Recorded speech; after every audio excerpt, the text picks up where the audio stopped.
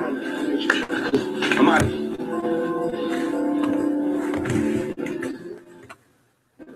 Come on, man.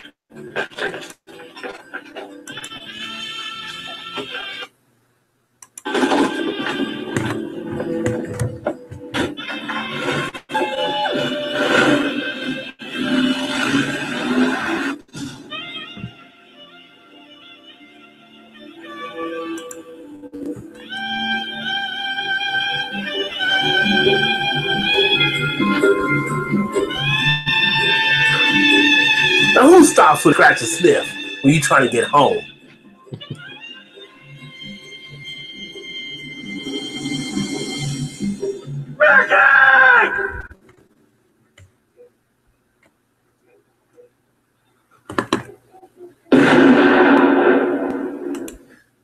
At that point, Ricky realized he done messed up. Woke up quick. Hey, what's happening this Thursday night? And we're about to get it rolling here. Thanks for joining the show tonight. We're about to kick it off here. Back in the house, of course, it is me, Rod J. And tonight we're going to talk some beer because it's Thursday night. So in the house with me, I've got Joe from Buffalo. Say hello, Joe. Hello, Joe. And then up in Michigan, we got my boy E Double, Big E's, they call him on the street, who broke out the muscle shirt tonight. Say what up, E. What up? Got to have my Lions pride going on, baby. There you go. And so Todd will be here at some point. His computer's restarting. I don't know why I started off the show with the scene from Ricky and Boys in the Hood. It just felt like something I wanted to share tonight for some reason. And so, of course, then once you start off with Ricky and the Boys in the Hood, you had to throw in a little Eazy-E in the Boys in the Hood. And it's all good. In the hood? Anyway, tonight I am drinking for the first time ever Sam Adams New England IPA. Ooh. I haven't had this one. I think you've had it, Joe. Is that right? Yeah. Yeah. Eric, you've had it? I have not. I've seen it, but I haven't grabbed it. And Todd's in the house now after his computer did a whole restart. And have you had this one, Todd? I have not. Okay, so that's what I got tonight to drink. What are you guys drinking? I'll go out here first. First off, my first beer is going to be from the Lansing Brewing Company. This is right about 20 minutes from me. This is called the Angry Mayor IPA, 6.8%er. And then I'm thinking about wrapping it up with a little Boss Tweed, baby. It's from the Old Nation Brewing Company. Comes in at 9.3% ABV. That beer might be okay. It might be. I'm just saying. On a scale from 1 to not shit, it's not shit. It's definitely not shit. Not shit. I am going a little bit more old school because I finally just saw this in cans and I was like, I'm gonna pick it up. It's the left-hand milk stout nitro, but they're doing 13.65 fluid ounce cans. So why not just have tall boys or 12 ounces? I'm not sure, but yeah, that's weird. First time I've seen it in cans though. Usually I buy it in the bottle, so I'm going for that. Nice. And Todd, what are you drinking tonight? I have a one from 450 North Brewing Company out of Columbus, Indiana. Kush Nuggets. It's a double dry hopped IPA. Simcoe, Idaho 7, Columbus, and Vic's Secret. Are you just like trying to poke me in the eye there? Are you just messing with me? Because you know I can't get the nuggets around here, baby. And it comes in at 8.2 ABV. I've been on a nugget hunt for a while, so. They're getting ready to release a new batch tomorrow. 5 new beers tomorrow. Jesus. I would like to quote Rod without actually quoting him by saying, "You son of a bitch." Or if you go Smokey and the Bandit, Jack, some of a bit. They come out with a new release about every 3 weeks, it seems, and it's usually multiple cans. And unfortunately, you have to drink it, right? So yeah. Better if you had a channel and you could review it. That'd be crazy. That would be something different, right? Yeah, Todd had a channel. You can review it. Inquiring minds want to know. So I think tonight, because this is actually, I had a function earlier. So this is, I guess this is probably my 5th beer tonight. So started low, had a couple Sierra Nevada Pale Ales earlier in the event. And then ended up drinking the, the Mighty Thing from Victory, which is actually a pretty decent Imperial IPA. And then I also had one from Jackie O's, which I know Joe knows about Jackie O's, the Ricky. Oh yeah, I don't know about that beer, but I know about Jackie O's. It's one of those beers. Again, if you're going after the adjunct drinker, it's a beer that's a golden ale. It's a great way to kick them over to it. So it had a nice little taste to it, and easily can get someone into the craft beer type field. So I'm kind of looking forward to see what this does here. Yeah, I'll be curious to hear your opinion. I felt it was the best. So, Rod, what you were saying is you're 5 beers in, so here in a little bit you'll be doing your best Eric imitation. Yeah. Eric, they were talking about that earlier, Tom. I mentioned that offline, and Eric was not pleased with what I was saying. Yeah, Sorry, Eric. I mean, we've had Eric stumble through the PSA. We've had Joe stumble through the comments. Whoa. You were pretty lit one night. You were pretty lit, but you did much better than me, okay? I stumbled through everything, all right? Not just the comments. Let's clarify. The entire night. I don't remember it. Pretty big head out of it. Kind of a pineapple color on it. So, yeah. Not a bad looking beer. I thought that was the best of the 3 from New Belgium. Nice mango, or maybe a little papaya. I know about stuttering or something. I bet from people. Don't be making stutter. I'm not. I'm just. Anyway, then papaya. Oh, that's got a nice little smell. I mean, you're getting a nice hop feel off, a nice citrusy, nice tropical type feel. I'm wondering in the comments if anybody's had this, what they think of the New England IPA. I want to try it, but grapefruit, pineapple. Again, mango. You got a little bit of orange in there. Tropical citrus, dry texture. Not really a scraping on the back end going down, so it's got a nice little feel and a finish. How much did you pay for it? Did you get a Rod J deal? Not a Rod J. I got a Kroger deal. Well, I was looking at the 4-pack and they were $10.99, and I said, well, I'll wait. They're going to sell. They just went on sale 4 for $8.99. So to make a long story even longer, yes, you did get a Rod J deal, and that happened. Well, no, about $8.99, $9.99, $10.99 is about where you're going to pay for. Yeah, I think it was $8.99 here, a 4-pack from the get go. What I will say on this, and I think Todd, you had the Dreamsicle, right, from Mantry? Yes. Yeah, so it's got a little bit of a taste there where you get a little bit of that orange coming through, kind of like the Dreamsicle. Oh, nice. Yeah, Dreamsicle is pretty good. I like that one. Yeah, and then you get there's not many from Mantry that's not good though. Not many at all, if any. Yeah, no one should drink their beers. Nobody. Nope. A little bit of a pininess in there. Definitely get a nice little bitterness. It's pretty decent. I would definitely say of the 3, between this and the Hazy Little Thing and the New Belgium Juicy Haze, this is right there with the New Belgium for me. Maybe I agree. Maybe a little bit better than that. I mean, you get that. I like the juiciness of it. I like the flavors coming through with the. I'm getting a little bit more of a pineapple, even like a little bit of kind of like a banana in there, kind of a nice tropical citrus balance, a nice bitterness, a nice amount of that pine, get a little bit of that grapefruit in there. So I think it's pretty decent. I would probably give this one of the 4, probably like a 3.75 out of 5 on this one. Yep. I mean, that's exactly how I felt about it. I felt it was like the New Belgium with them kind of neck and neck. I preferred that a little bit more. I thought the Sierra Nevada wasn't really in the same class, in all honesty, with those two. I didn't think so, yeah. And here's the thing. I mean, that mostly it's like $8.99, $9.99 a 4-pack. For a New England style IPA in this day and age that kind of drinks and is appropriate for the style, I don't care if it's Sierra or New Belgium or if it's Sam Adams. You might have bias towards those breweries because whatever.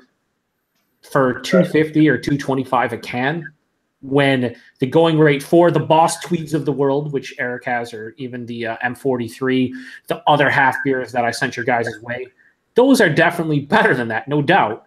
But you're also paying double the price, anywhere from $4 to $5 a can.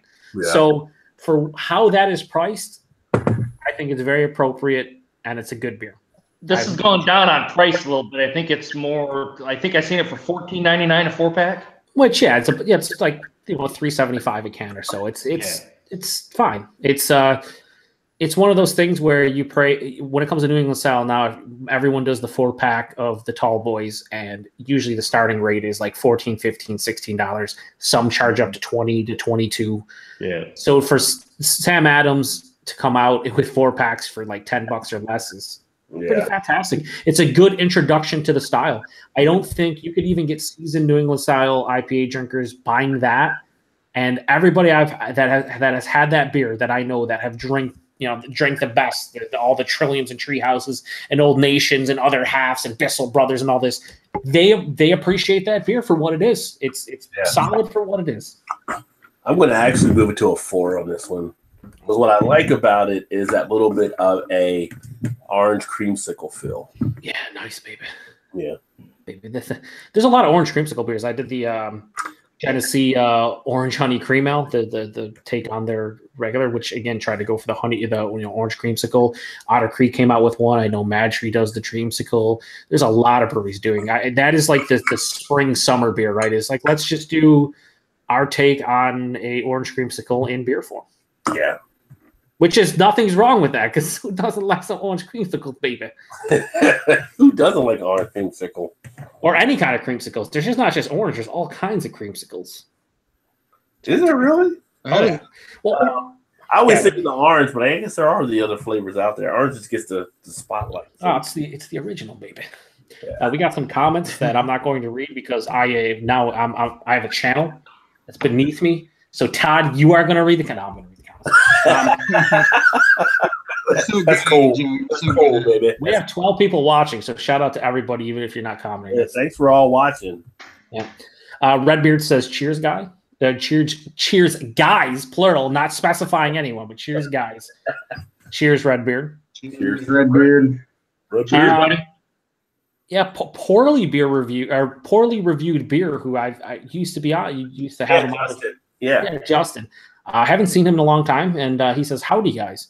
I missed the start because the live stream didn't automatically load for me, and that's how YouTube rolls. Pieces of shit." I had my own issues here too, trying to cue this stuff up. Yeah. Like, what could we do this week? You know what we'll do? We'll just, we won't load it automatically for the viewers. F it. You need to refresh. Fucking Google. He continues with, Rod, were you able to tell the difference between the California and the North Carolina Sierra Nevadas? The California and the ones of the Sierra Nevadas I had tonight, I didn't look at the label to see which ones they were from, but it was just a pale ale. But most of the ones I get are usually like Chico Hills, I believe, are the ones that are usually on there. Oh, really? You're not getting the NC ones? We get the NC ones here now. I usually see Chico in there, but I kind of just drank it. I was at a function and was like, "Hey, get a beer." So, all right. Nice. I think those are the ones we still get here too, as well. Chico, yeah. Well, you're not that far from me, so you probably do get those too. Fucking Kentucky and Indiana. Who wants the fresher beers? No, we'll travel all the way across the country because fuck it. Sounds about right. Yeah, that's fucking ass backwards. But Backwoods Billy Craft Beer Reviews, what's up, Billy? He says he just posted a review of Dogfish Head's Flesh in the Blood IPA. That is actually one I still need to try. I've seen it, but I haven't gotten it, so I'll definitely check that out. Yeah, I've seen it. I just never. That's with blood oranges, right? Yeah. He also says Lord Hobo, Treehouse, Heady Topper, New England IPAs rock. I agree. I love the style. A lot of people say they're a fad, this and that, and it's not. It's a great style. Now, Boom Sauce, now that was just lower than what my expectation was for that. Slightly. Still a good beer, but it was lower. Glory. I would take the Boss Tweed over the Boom Sauce. Oh, yeah. Oh, dude, not even. I mean, I like Lord Hobo, but I enjoy. Did the Gloria show up for you guys? The Galaxy? Yeah, I need to try that one. I haven't tried it. You like Galaxy High from Mad Tree that uses, I think it's only Galaxy hops, so I feel like you'd like it, baby. You like it a lot. Redbeard says, I just recently had Railway City's Orange Creamsicle Ale. It was quite tasty. I did see the review of that. Yeah, it's not a style, but it is it's something that a lot of these breweries are doing now, and it's interesting to see their take on it each brewery, because it's a bit different from the ones I've had. Some are a little bit overly sweet, some have a nice balance, some are more heavy on the orange, some are more heavy on like the lactose and vanilla. It's fun to try, and if you like orange creamsicles, it's a great time. It really is. Billy continues, said, I did a review of Tall Tales Brewing Company's Big Juicy Secret New England Style IPA, brewed here on Del Mar, Virginia Eastern Shore, a beautiful IPA. Yeah. Nice. And Telltale, I've heard about, but I haven't gotten any of their beers out here, but I've heard they've done some pretty good stuff too. Mm-hmm. Yeah, I've heard of them as well. Justin says he had a wonky schedule for a long time, so he's trying to get back into writing, then videos eventually. Yeah, cool. Definitely. Justin, if you want to post your blog out there so people know, they can check you out. Yeah, here's the thing with fucking Google. I don't know if you can actually post links in the chat. I don't think so. I think it when you do it, I think it blocks them. Yeah, blocks. But I can unblock them, right? No, I don't think they can. I don't know if you can or not. It doesn't even allow them to post it. Well, I think it's under Poorly Reviewed Beer. I think that's the blog as well. So if it's poorlyreviewedbeer.com, then make sure you check it out, or check out his YouTube channel. Is Poorly Reviewed Beer. It's POURLY. Everybody got to play on words around. Baby, he's playing on it. Well, he's like, I'm gonna poorly review the beer, but then I'm gonna poorly. Yeah, we get it. POURLY. Yes, we got to play on words, baby. And I'm just Eric Lyons fan. Backwoods Billy says you can post links in the channel. I think it blocks it, but hey, if people want to post links in there to do that. Also, if you hit the 3 dots to the right of the name, it'll take you right to the channel. It'll open up a screen where you can click on the channel. That is true. What I think Billy's mentioning is in the description box. You can post links to the channel. I think that's what he means. And Billy asks, this is all caps, so he's screaming at me. He goes, "Put a link to your channel, Joe." I have not been able to find your channel. Cheers. It is, Billy. I will post something, and you can click on the ... or it's The Beer Patrol spelled PATROLL, and it's space beer space. Everybody's got wordplay nowadays. Yeah. So I did. What else you got there? We also have Justin says, "Wow, getting it from Chico that far west. Good for you." Yeah, that's what she said. Oh, my God. Then he said, "Let's find out." He was going to post the link, and then he said, "Nope." So yeah, died. And then he said, "Yeah, it's the name with no spaces and .com." So POURLYREVIEWEDBEER.com. Spelled out. We're good. So. And then last but not least, we have Whiskey Throttle, and he goes, at Rod J Beer Ventures, what do I see here? A bunch of beer snobs? I believe we're beer enthusiasts. We don't look down on people. Hell, no. He's a big fan of Miller Lite. He's always invited. Yeah, I personally think he's a piece of shit, but I hang out with him anyway. I mean, did you see the camo review he did? I'm not hanging out with this guy. Yeah, what's up with the camo? Tell us about your camo experience. Which one? The way you just did the black camo. Black camo ice you did? But let me put it this way. A bunch of people had said, Eric, when you do this, or at first they said don't do it. And then they said if you do it, you're going to get like an apple, like a sweetness, apple sweetness. It was that, and it just didn't taste like any malt liquor I've ever tasted before. It was not very good. I poured that in the glass, and then I took 2 more drinks. I was like, this is just too much. Shut the camera off and poured the rest down the drain. So. Oh, a drain pour. So wow. Well, that was your first issue there, Eric, pouring in the glass. You got to drink it straight from the source, baby. A bottle, a can, baby. Put it in the brown and kind of wrap it around. Yeah. You got to drink it with label out, baby. Label out. It's got to be incognito, and so when you hate it, no one knows what it is. It's fantastic. Yeah. No, there are some. That's a funny thing though. As many bad American adjunct lagers and macro beers there's a lot of shitty craft beer. There really is. It's just, it all depends, but there are some really bad craft beers out there, honestly. So I've had what was it, Saranac? You guys have heard Saranac Brewery, right? Yeah, I actually did like Saranac beer a while back. They came out with a Christmas beer that it was like 4 years ago. It smelled and tasted, and this is not exaggeration, like straight vomit. Oh, yeah, no, it wasn't good. It was the opposite of good. I was thinking about maybe the old stuffy sock that was stuck away somewhere. But yeah, yeah, and I was like that, but someone vomited into the sock. It was fantastic in a terrible way. Mm. Oh, so, Eric, if you had your choice of that beer or a coconut beer, which would you choose? Oh, I would definitely take the coconut beer over that for sure. Yeah. I'm gonna have to rip the audio and the video from this chat so I can.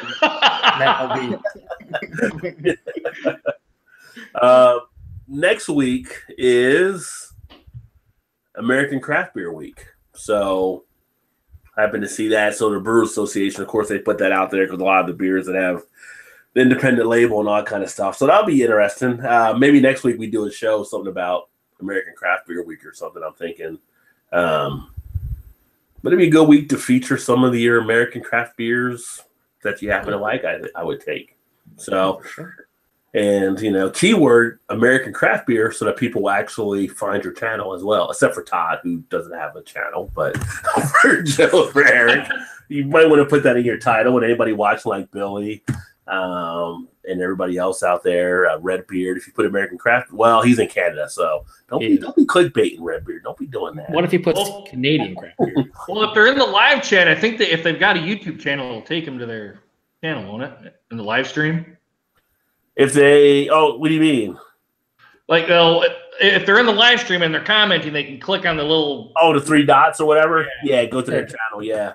But if they're putting up videos next week, a good idea is to tag some stuff, American Craft Beer, in your title and everything, or put it in your tag. That way you'll pop up because it'll be a hot topic next week if you're doing American. Now, don't go out there putting freaking Budweiser or putting American Craft Beer Week.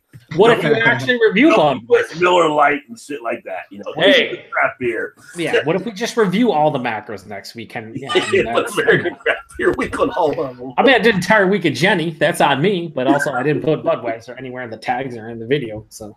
Yeah, you got this love with Jenny Cream Ale. I just can't. I go to my store. You don't like Genesee Cream Ale? All right, we're gonna do this. Just slow down. Wow. We're gonna you're about here. You should probably be about here. When you say love, just let me just say I give it a 3.25 out of 5. That isn't love. That's appreciation for probably my favorite macro, and that's about where it ends.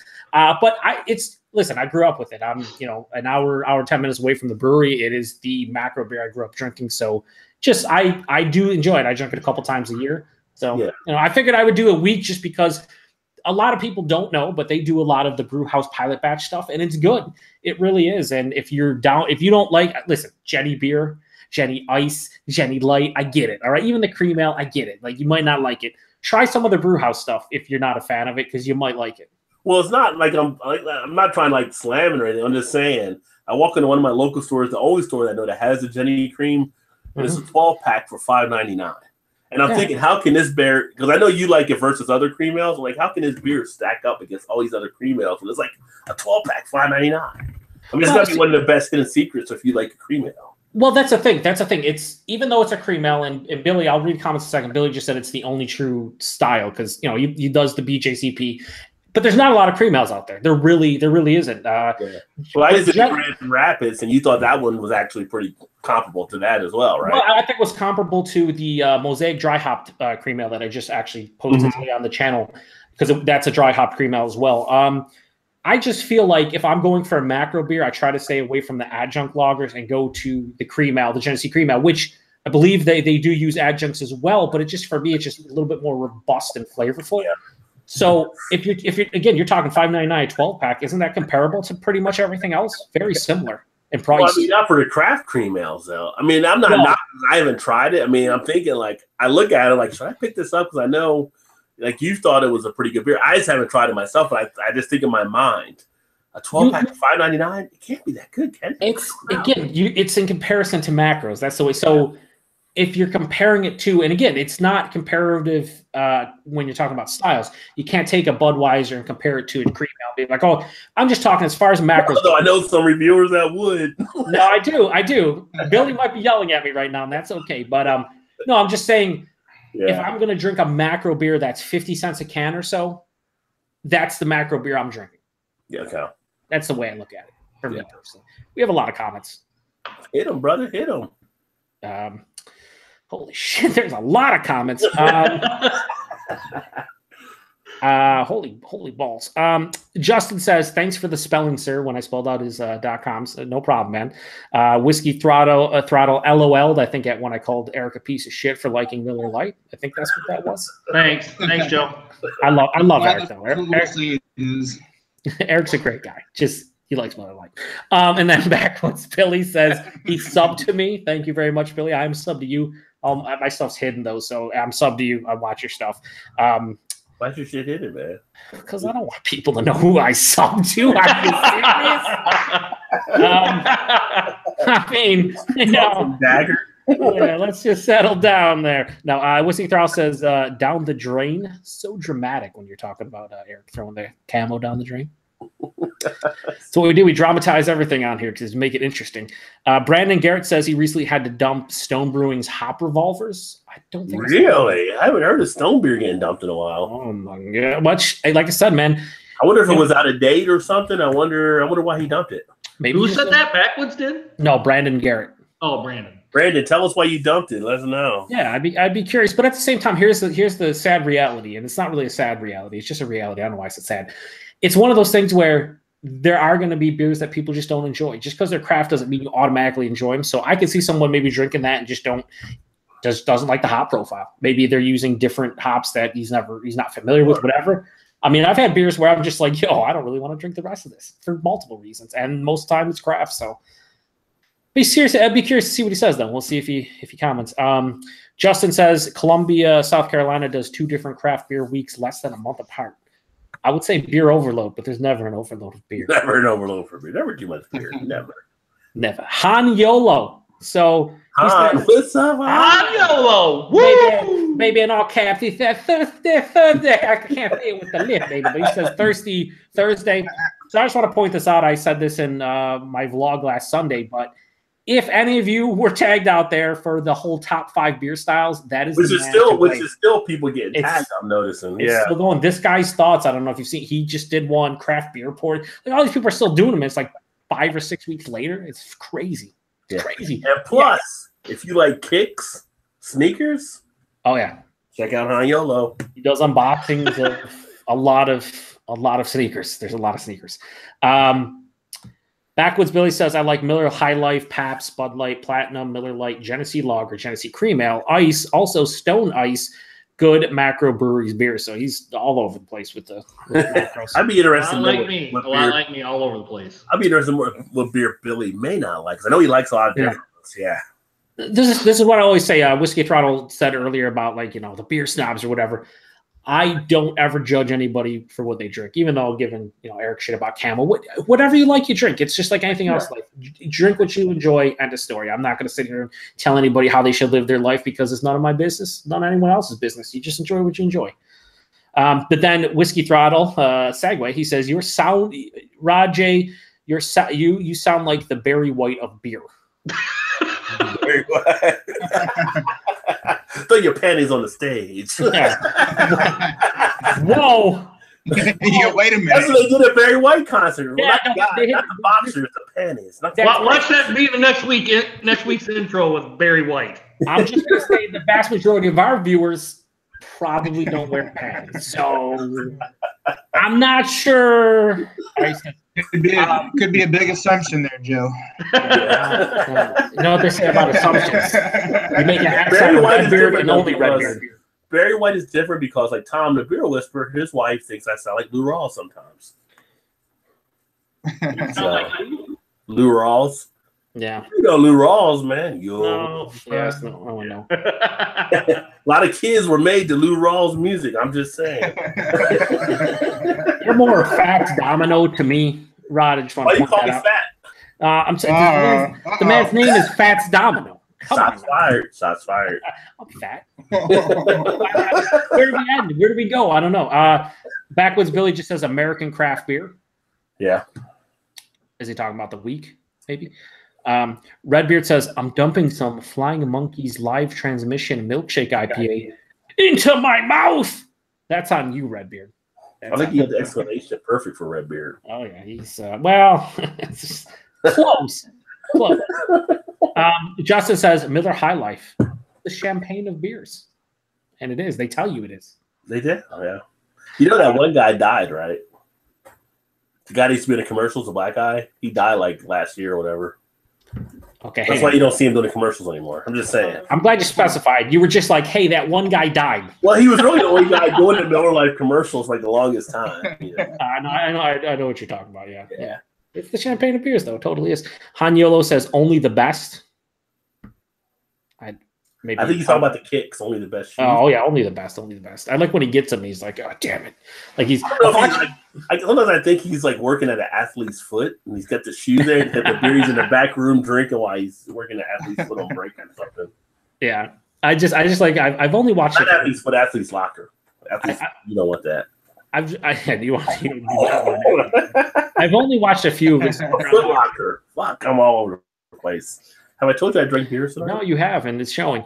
But Han Yolo said, I'm ready to see it.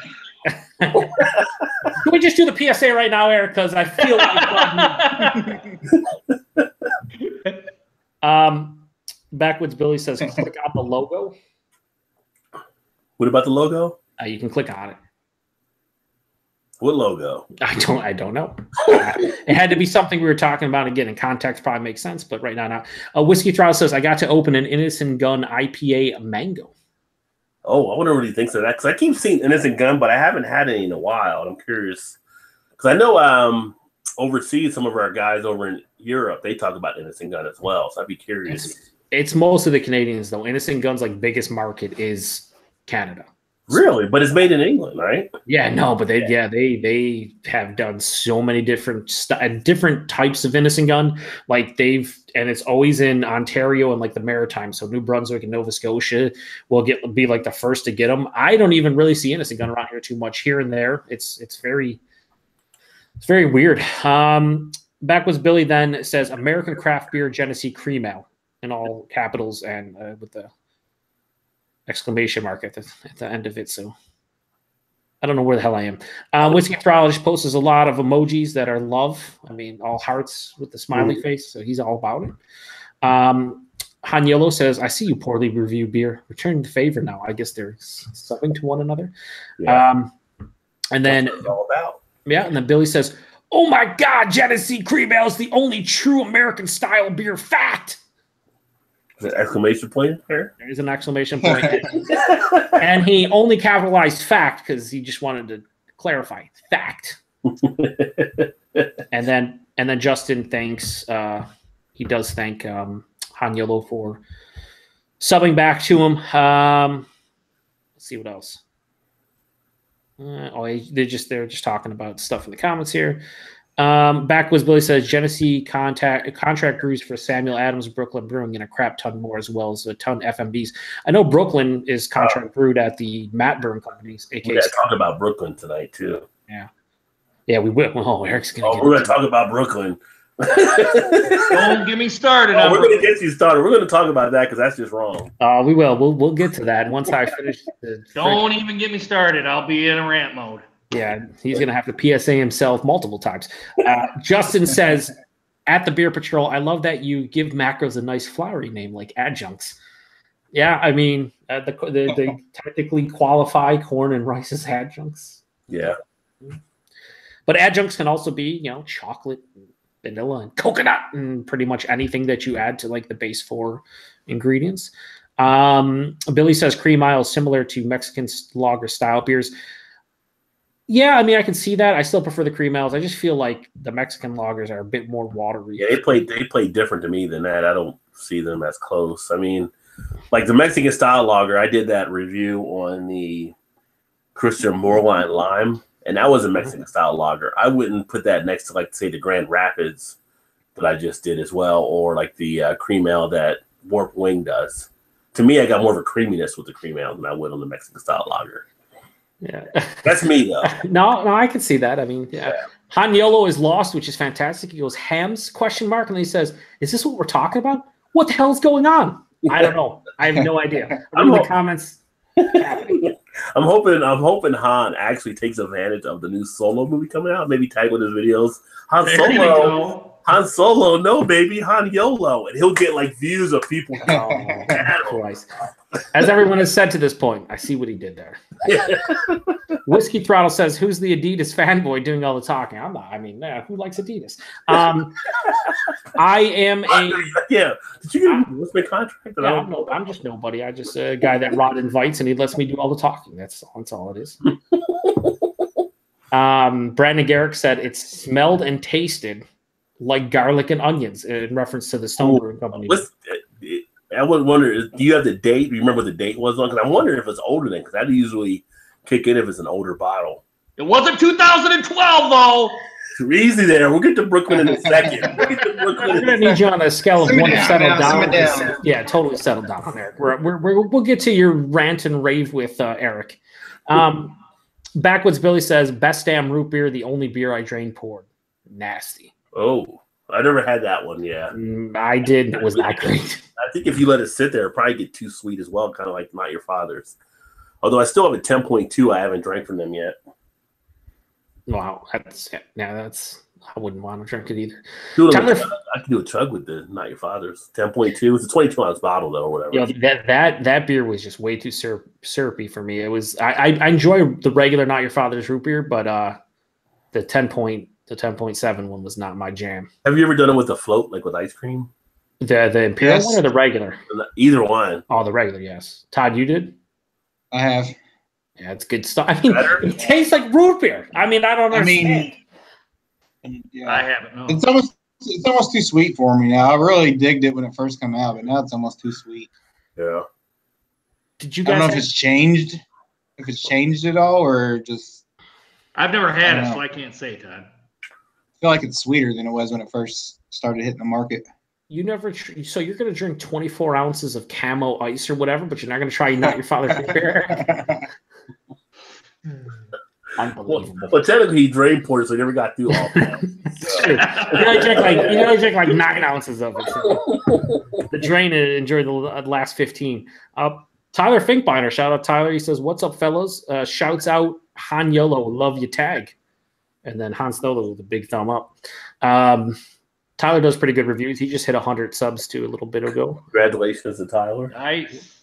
Triple digit. Tyler's up in, I want to say, Michigan as well. He is. So.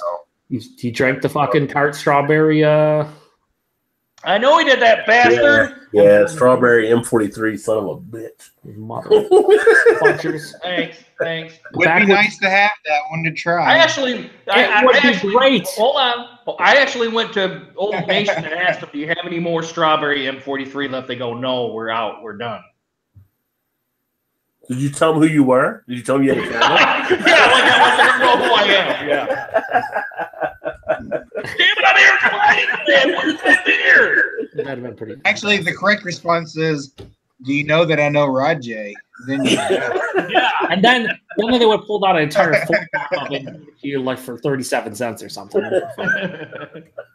Backwoods Billy says, "I am tagged for the 5 beer challenge. Haven't done anything yet. Get on that, Billy. Do it, Billy. It's actually pretty interesting. People are liking what they're seeing. So, yeah, definitely recommend doing it. Yeah, a lot of people did different takes on it and whatnot, and I thought that was cool. A lot of different. It wasn't just strict what's your top 5 beer styles or beers. People put twists on them, and that's what I kind of enjoyed about it.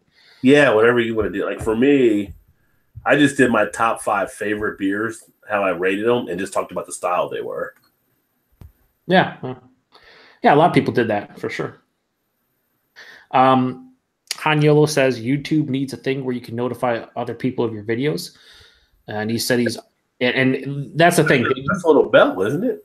Yeah, fuck that bell. That bell's stupid. No, they used to have response videos. So like, and I know this because I've been on YouTube for fucking 7 years. No, I haven't. But I do remember people. They took this away. It had to be like 5 years ago. They used to have response videos where you could post a video and then like tag other channels for responses, and they would show up and they're like whatever, like watch now and whatnot on their homepage. They took that away because they're like, oh, the response videos, no one likes them. Okay. Seems like everyone liked them, but then you took them away. So fucking YouTube with the great decision again, pieces of shit. He also says he's slowly finding the 5 beer challenge videos. Yeah, it seems like there's a lull for like a week, and then all of a sudden I'll see 3 videos of people doing the challenge. So it's pretty interesting. Drunken One says, WTF, what the fuck? He says, what did I get into? The comment section of a live stream that has 17 people watching and a shit ton of comments. Hanyolo says awesomeness, and then Whiskey Throttle says Barry White panties the fishy IPA craft beer.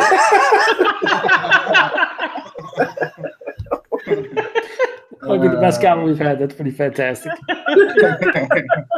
Drunken One says very poorly spelled, but Drunken One's probably 3 sheets to the wind. He says some Aaron Neville. He spelled Aaron E-R-R-O-N. Louisiana flavor there, yeah. But he spells Aaron. Hey, Ron. Yeah, E-R-R-O-N, like error, but an N instead of an R, and then Neville is N-E-V-A-L. Fantastic, Aaron Neville. Am I the only one that? Hey, Drunken One, did you name your? The Drunken One name is Snake yet? The pet snake. I heard about the snake video. Yeah. The best part is when he opened it and the snake's just looking at him like, "What the fuck, bro? I'm trying to digest this rat." Yeah, like I'm here chilling. Like, just give me like 12 hours and then I'll be on my way. Am I the only one that when you now hear the name Aaron, you just automatically think of Key and Pill? You just want to mess up. You got messed up, Aaron. Hey, Ron. I mean, that's one of the best skits. Key and Pill copy. I would say copy, but they kind of built off of what Dave Chappelle had done. But that skit just stays out there like forever. It is. It's good. You know what? Chappelle gave him shit for stealing this format or whatever, but they did a good job. And there's not really a format to steal. It's just sketches. I mean, there's been around for a long time. I mean, Chappelle kind of did it with Saturday Night Live. So yeah, for sure. My cat's going to come in here. If he meows, ignore him. I'm going to read the rest of these comments. Backwards Billy says, Rajay, I like all beers. I just like some styles better than others and some breweries better than others. Logo of your channel, you can click on it. All capitals, too. He's telling you. You can click on your channel logo, and it will go to it, and everything's fantastic. Oh, okay. Mm-hmm. And he says he also loves Innocent Gun, the first ones to barrel-age beer. I did a review of their barrel-aged Scottish ale. Yeah, the problem with Innocent Gun, though, is like I originally loved their normal, whatever it was, just Innocent Gun barrel-aged Scotch ale. And then they started skimping on like the time they would put the beer in the barrel. It was like, we matured this for 33 days. You mean just over a month? Then I was like, we did it for 17. And they just kept on like putting it less and less. It was just like, we did it for 3 minutes. At some point, it was just like, that's cool. But like, you don't have to put it in there for a year, but they started, I think, at like 60 or 70 days, and now it's at like half that. So yeah, I do question what they're doing now, but then again, I haven't had one of their beers in a while. Hanyolo says, I was told about it, haven't had a chance to try it yet. Maybe he's talking about the Innocent Gun. Backwoods Billy says some sours that have farm funk like goat urine and poo I don't like. However, I love a ton of sours. So he's not a fan of the funkiness one. Now wait a minute. Which one has smelled like poo? A lot of them. Yeah, I want to know. That's like when you get that. I want to know. You get that barnyard type aroma off someone, kind of what we call funkiness sometimes. It's like it can smell like poo, yeah. You need the funk. I do appreciate. Are you going P-funk? Are you going P-funk? Yeah. We gotta slow down with George Clinton right now. Just right now. We just. Simmer down. I just like bring out the P-funk before I like it. That's pretty fantastic. I like when people review sours or like just funky beers and just like, oh man, it smells like a horse blanket. It's fantastic. I don't know about you guys, but I don't roll into barns and just start smelling the blankets from the horses and being like, this is what I want to drink. But a lot of people enjoy that, so more power to them. But it's just not for me.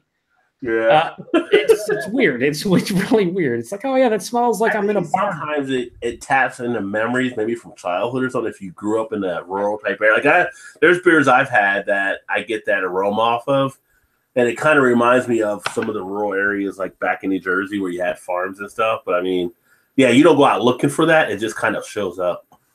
Mm-hmm. Yeah. Mm-hmm. No, I agree. Just like when maybe as a kid you fell and went face first into a pile of shit, so you reminisce when you drink a beer that smells exactly like that. Makes sense. Takes me back to when I was 6 years old. That one time when I just landed in a pile of horse shit. Oh man, it's fantastic. This is great. I love it. The aroma was so good. Oh man, harken back to that. Like the time Timmy held me down in the fucking manure. I still owe that guy the that's when I find it. Yo, there's 20 people watching right now, which might be a record. Also, there are so many fucking comments. Keep on coming, but I can't keep up. Whiskey Throttle says, Beer Patrol, I'm in Alberta, Canada, West. Lots of beer from all over. No, I know you guys are one of the few provinces that have like private liquor stores, so you get all kinds of crazy shit out there. Dan, Booze Review CA, he's also in Alberta and has a tendency to give a lot of great beer. Yeah. Backwards Billy says adjunct is also unmalted barley. Okay, I guess it is. Han Yolo says much caps, such excitement. There's never a dull moment in this live show. Backwards Billy says cream ale, adjunct corn, Mexican lager, same adjunct, cream ale, Mexican are both highly attenuated. Both utilize 6-row and 2-row pale malts, which is funny because when I was doing the reviews of the 2 cream ales or the 3 other ones that they use 2-row and 6-row blended. So correct, he's on point. Maybe he's using that BJCP baby to. Perfect, I guess. I don't know. Justin comes back and says, by the way, Rod, big fan of the smaller panels. Some of those old shows turned into straight up cluster fucks. Who said that? Justin. Yeah, that's why we made the change. Indeed. Till Beer Do Us Part has showed up. Welcome to Beer Do Us Part. Isn't that a husband and wife tandem, right? Yeah, they're like craft beer pours, I believe. Yeah. Yeah. Who's that, Joe? Till Beer Do Us Part. Apparently, Eric has never heard of it. I am not. What was that? I have not heard of it. This boss tweet smelling fantastic. They say one of our friends ordered Kentucky vanilla cream ale the other day. Definitely too sweet, just like not your father's. Yeah, some of those Kentucky ones I enjoy. The isn't that from Alltech or whatever? And a couple of them I wasn't a huge fan of. I can't remember if I had the vanilla cream. Have you guys? Is not very good. Nah. Yeah. Tyler Finkbeiner says, "Thanks." Oh, go ahead, Tom. Best beer I had from them was a home brew competition. It was a cream ale, actually. It wasn't even brewed by them. Yo, that's a kick right in the nuts, man. I didn't even do this. This is your best beer, and you didn't even brew it. Yeah, fantastic. That's great. Tyler Finkbeiner says, "Thank you. It was all over the state, Eric. Yeah, Eric. The strawberry M43 was all over the state, apparently. I'm gonna have me some Boss Tweed, baby. Just chill out. Damn it. Isn't Eric like down the street from him? Yes. Yeah, I'm about 20 minutes away from the brewery. Yeah. He sleeps on a cot outside the brewery, and he still can't get it. Backwoods Yeah. Billy's. Okay. Well, you should try it next time. So you can. I'm the first one here. Backwoods Billy says El Sully from 21st Amendment Brewing Company, which is a craft Mexican lager, won a gold medal 2 years ago in the Great American Beer Festival, since the BJCP doesn't have a Mexican lager style category. And then Tyler also says to, just put a little bit salt on that. Eric Woon says it was distributed to Eric. Yeah, thanks. All over the state. Yeah, I know it was distributed. I was just late to the party. That's true. Till Beard Do Us Part says, yeah, it's tasty as fuck. Hoping to see it on the shelves soon again. I think they're talking about that 43 retarded strawberry that Eric didn't get, motherfuckers. Justin says, what is the 5-beer challenge? Well, Han Yolo was the originator. He made a OG. Yeah, he's the OG baby. The original video was just like the name of it. The title was "What's your favorite beer?" And somehow in the video it progressed into like your 5 favorite beer styles. and the favorite beer within those styles. And then he tagged like 2 or 3 people and said you could put a twist on it. Some people went with their favorite seasonals, their favorite shelfies. I did Desert Island. Some people just kept it with regular, what's their top 5 favorite. And a lot of people got tagged. I mean, a lot of people. Every single person that I am sub to or that I know about has pretty much been tagged at this point.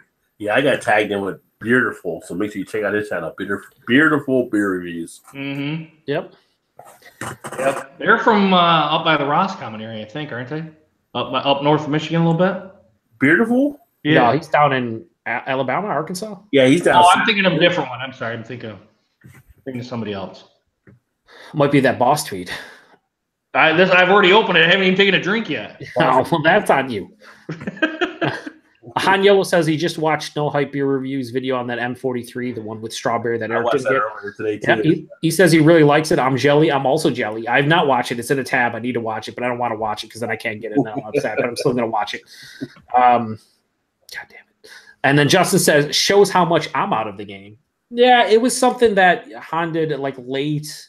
It was like late March he did it because I did my video early April and I had been tagged for a couple weeks since then. So I'm curious if Justin did his annual hiatus from beer. I think February is the month he goes without drinking beer for a month.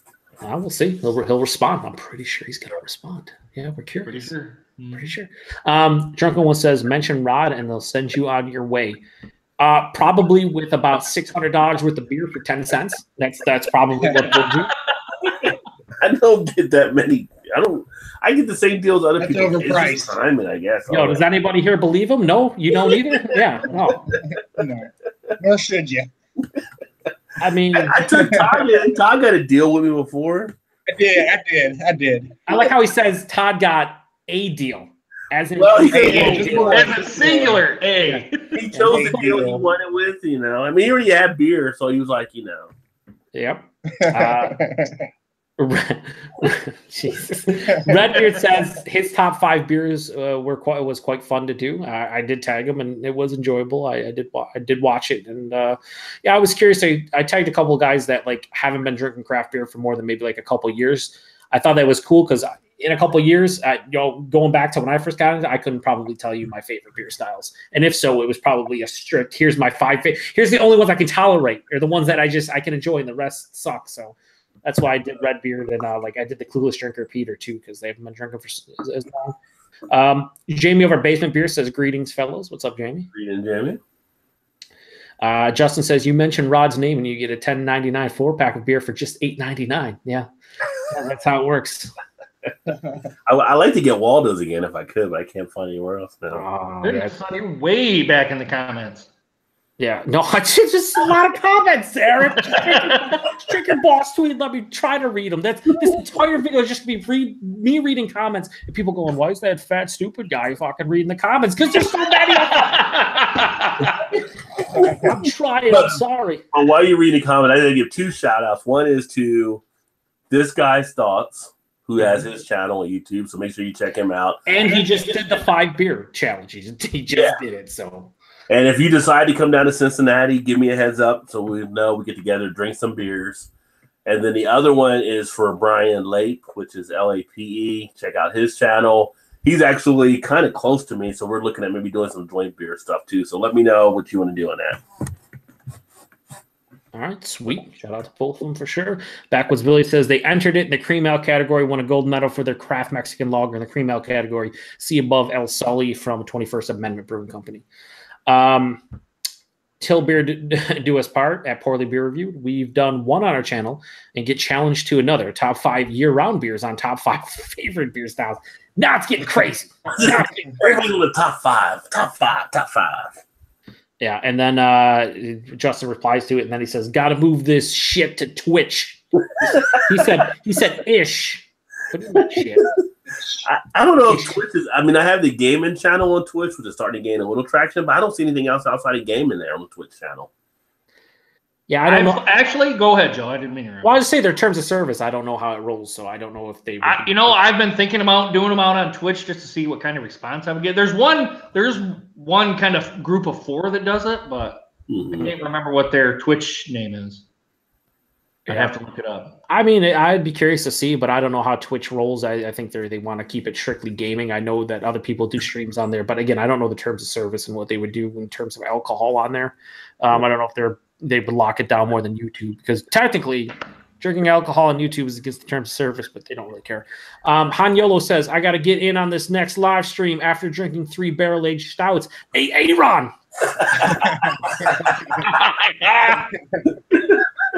And then till beer do us part, they asked which beers he's drinking. He says, unsure. Tim's Brew shows up and says, what up, Drunken One? And also shout out to Tim as well. Cheers.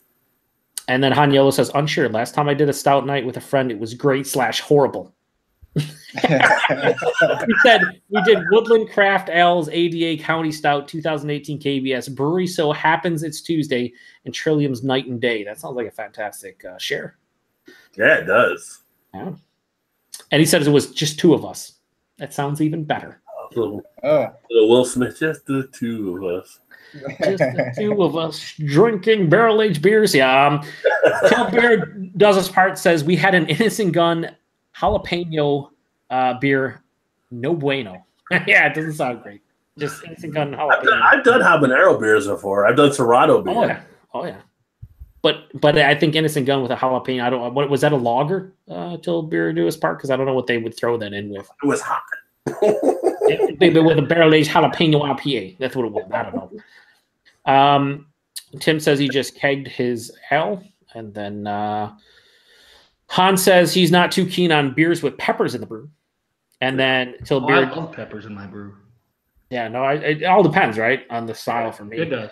Speaking of things in the brew, have you guys ever done any beers where you put in fresh hops while you're drinking it? I haven't, no. I know some breweries, they kind of do that where they'll put like little fresh hops in there too. I didn't know if you guys had it or not yet.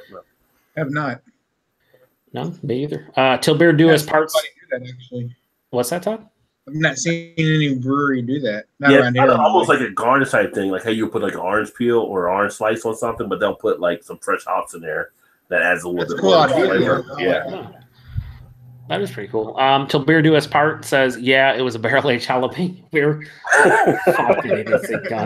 And then Tyler Mankle, I'm not going to call you Mansell because you don't deserve it, but Tyler Mankle says, hey, beer-loving friends. He deserves it, but I'm just an asshole. We got 2 Tylers. All right. Way too many Tylers. But they're good people, so it's okay. And Tyler just did a review on the hemp beer. Yeah, and I've been looking for that beer. It's not shown up here. I want that New Belgium. Yeah. The Hemperor, I think it was called. Emperor. Yeah. Han says he'll stay away from the Innocent Gun. It was called Mika's Choice. Good idea. Tyler Mansell. Tyler Mansell says, Joe, Rajay, Drunken One, Todd, Eric, Tim's Brews. I don't know what he's doing, but he's very, very happy. That's the Augie impression. Like the Walt is there. He's rattling off names. Yeah, good one, Todd. Good one. Wax on, wax off, Tyler. We got Han Yolo says, "Got to read faster." Here's the thing: I could blow through these comments, Han. I think I could. They would just read them, but then everyone needs a comment because we do, and it's a never-ending shit show of fucking all the comments. So I'm gonna join it. We don't really have like a ton of beer news. Eric's gonna rage on Brooklyn Brewery. Maybe Rod has 1 or 2 things, but like the comments are all we have right now. So all about people. Yeah, until Rod's like, Joe, stop reading the comments. We got to do something. I'm loving the comments. This has been a great commenting show. I love the involvement of everybody. Hopefully, everybody in the comments are checking out everybody else's channel in the comments and maybe subscribing there too. Yeah, it's a big, great community of awesome people named Tyler. Tyler Mansell says he's finishing up Mash the Jam by Collective Arts Brewing Company, my first sour beer. So that's cool because Collective Arts does an IPA with a number that we won't mention. And then it's weird that you get Collective Arts out there, Tyler, because he's in Wisconsin. And Collective Arts is Ontario, Canada. Not great with geography, but that's not close. So curious how he got that beer, Tyler. Did they show up there? He knows people, all right? He knows people. Yeah. And then Han asks him how it is. Drunken One says, this is all to teach you to do lives, Joe. I've done 2 of them. Drunken One. You're behind the 8 ball, and I did them extremely poorly. I mean, well. So Yeah, I mean, I don't know what I'm doing. Redbeard says this comment is going to be read like 15 minutes after I leave it. LOL. You're right, Redbeard. Might even be 20. Who knows at this point? Tyler says it was good. He has 2 more Collective Arts beers to do reviews on. Which ones are those, Tyler? I'll read them in about 20 minutes. Han says, nice. He just did his last Wilmington 15-ish minutes ago. It's a West Coast IPA. Redbeard says, what beers, Tyler? And then Tyler responds with, Rajay. I had the New England style IPA from Sam Adams. The first can, I was disappointed, but enjoyed the rest of the 4-pack. It grew on me. Interesting. Yeah. He also says he has the, oh God, I can't. Can I read this comment? Because it's about an IPA with a number. No, skip it. Okay. Sorry, Tyler. I can't read it. He also says, I also have the blank New England style IPA double from Collective Arts and also their regular juicy IPA at Redbeard. And then Redbeard says, I had the Imperial Porter from Collective Arts recently. Amazing. I did enjoy that one. It was a good beer. And then Tyler says, oh my God, these just flew. There's too many comments. I'm dying. Holy shit. This has to be our best beer flow of the day. Yeah, dude, I can't imagine having like 10,000 subs and doing a live stream. I pick like one for every 10 minutes and read that comment. Tyler says Collective Arts was expensive here. Is it pricey in Canada? Redbeard says some of their stuff is pricey. Earth shows up. He's the entire Earth, so that's impressive. He says Sam Adams, New England IPA, untapped check-in from Rod J. Incoming, ... Yeah. Redbeard references the beer that we're not allowed to talk about, says it was about $5 a can, and so was the Imperial Porter. Tyler says it was nice to see some Canadian beers here from Collective Arts. Till Beer Do Us Part says, I'm trying to remember who tagged us. Maybe Tyler? Which Tyler? And then they say Dwarven Kegger. Might have been them. Jamie says, I wish Joe would stop swearing when someone writes tasty AF. I'm pretty sure that means tasty as fudge. And they do. They totally do. Because fudge is fantastic. Fudge is very similar to the horse poo that people fell on when they were a kid and then they harken back to it later. Yep. Justin says it was January this year, but yes, I did my booze-free month. So there you go. Oh, January. You took it to a 31-day month. Wow. Yeah. Whiskey Throttle says, at Rod, doesn't Redbeard have some 13-year-old kids ass to kick on Fortnite? He probably does. He probably does. Whiskey probably does, yeah. That's one of the best comments. And then Eric Gilbert shows up and says, Don Dada, which I believe Rod would know who the Don Dada is. Say what? Ice Cube?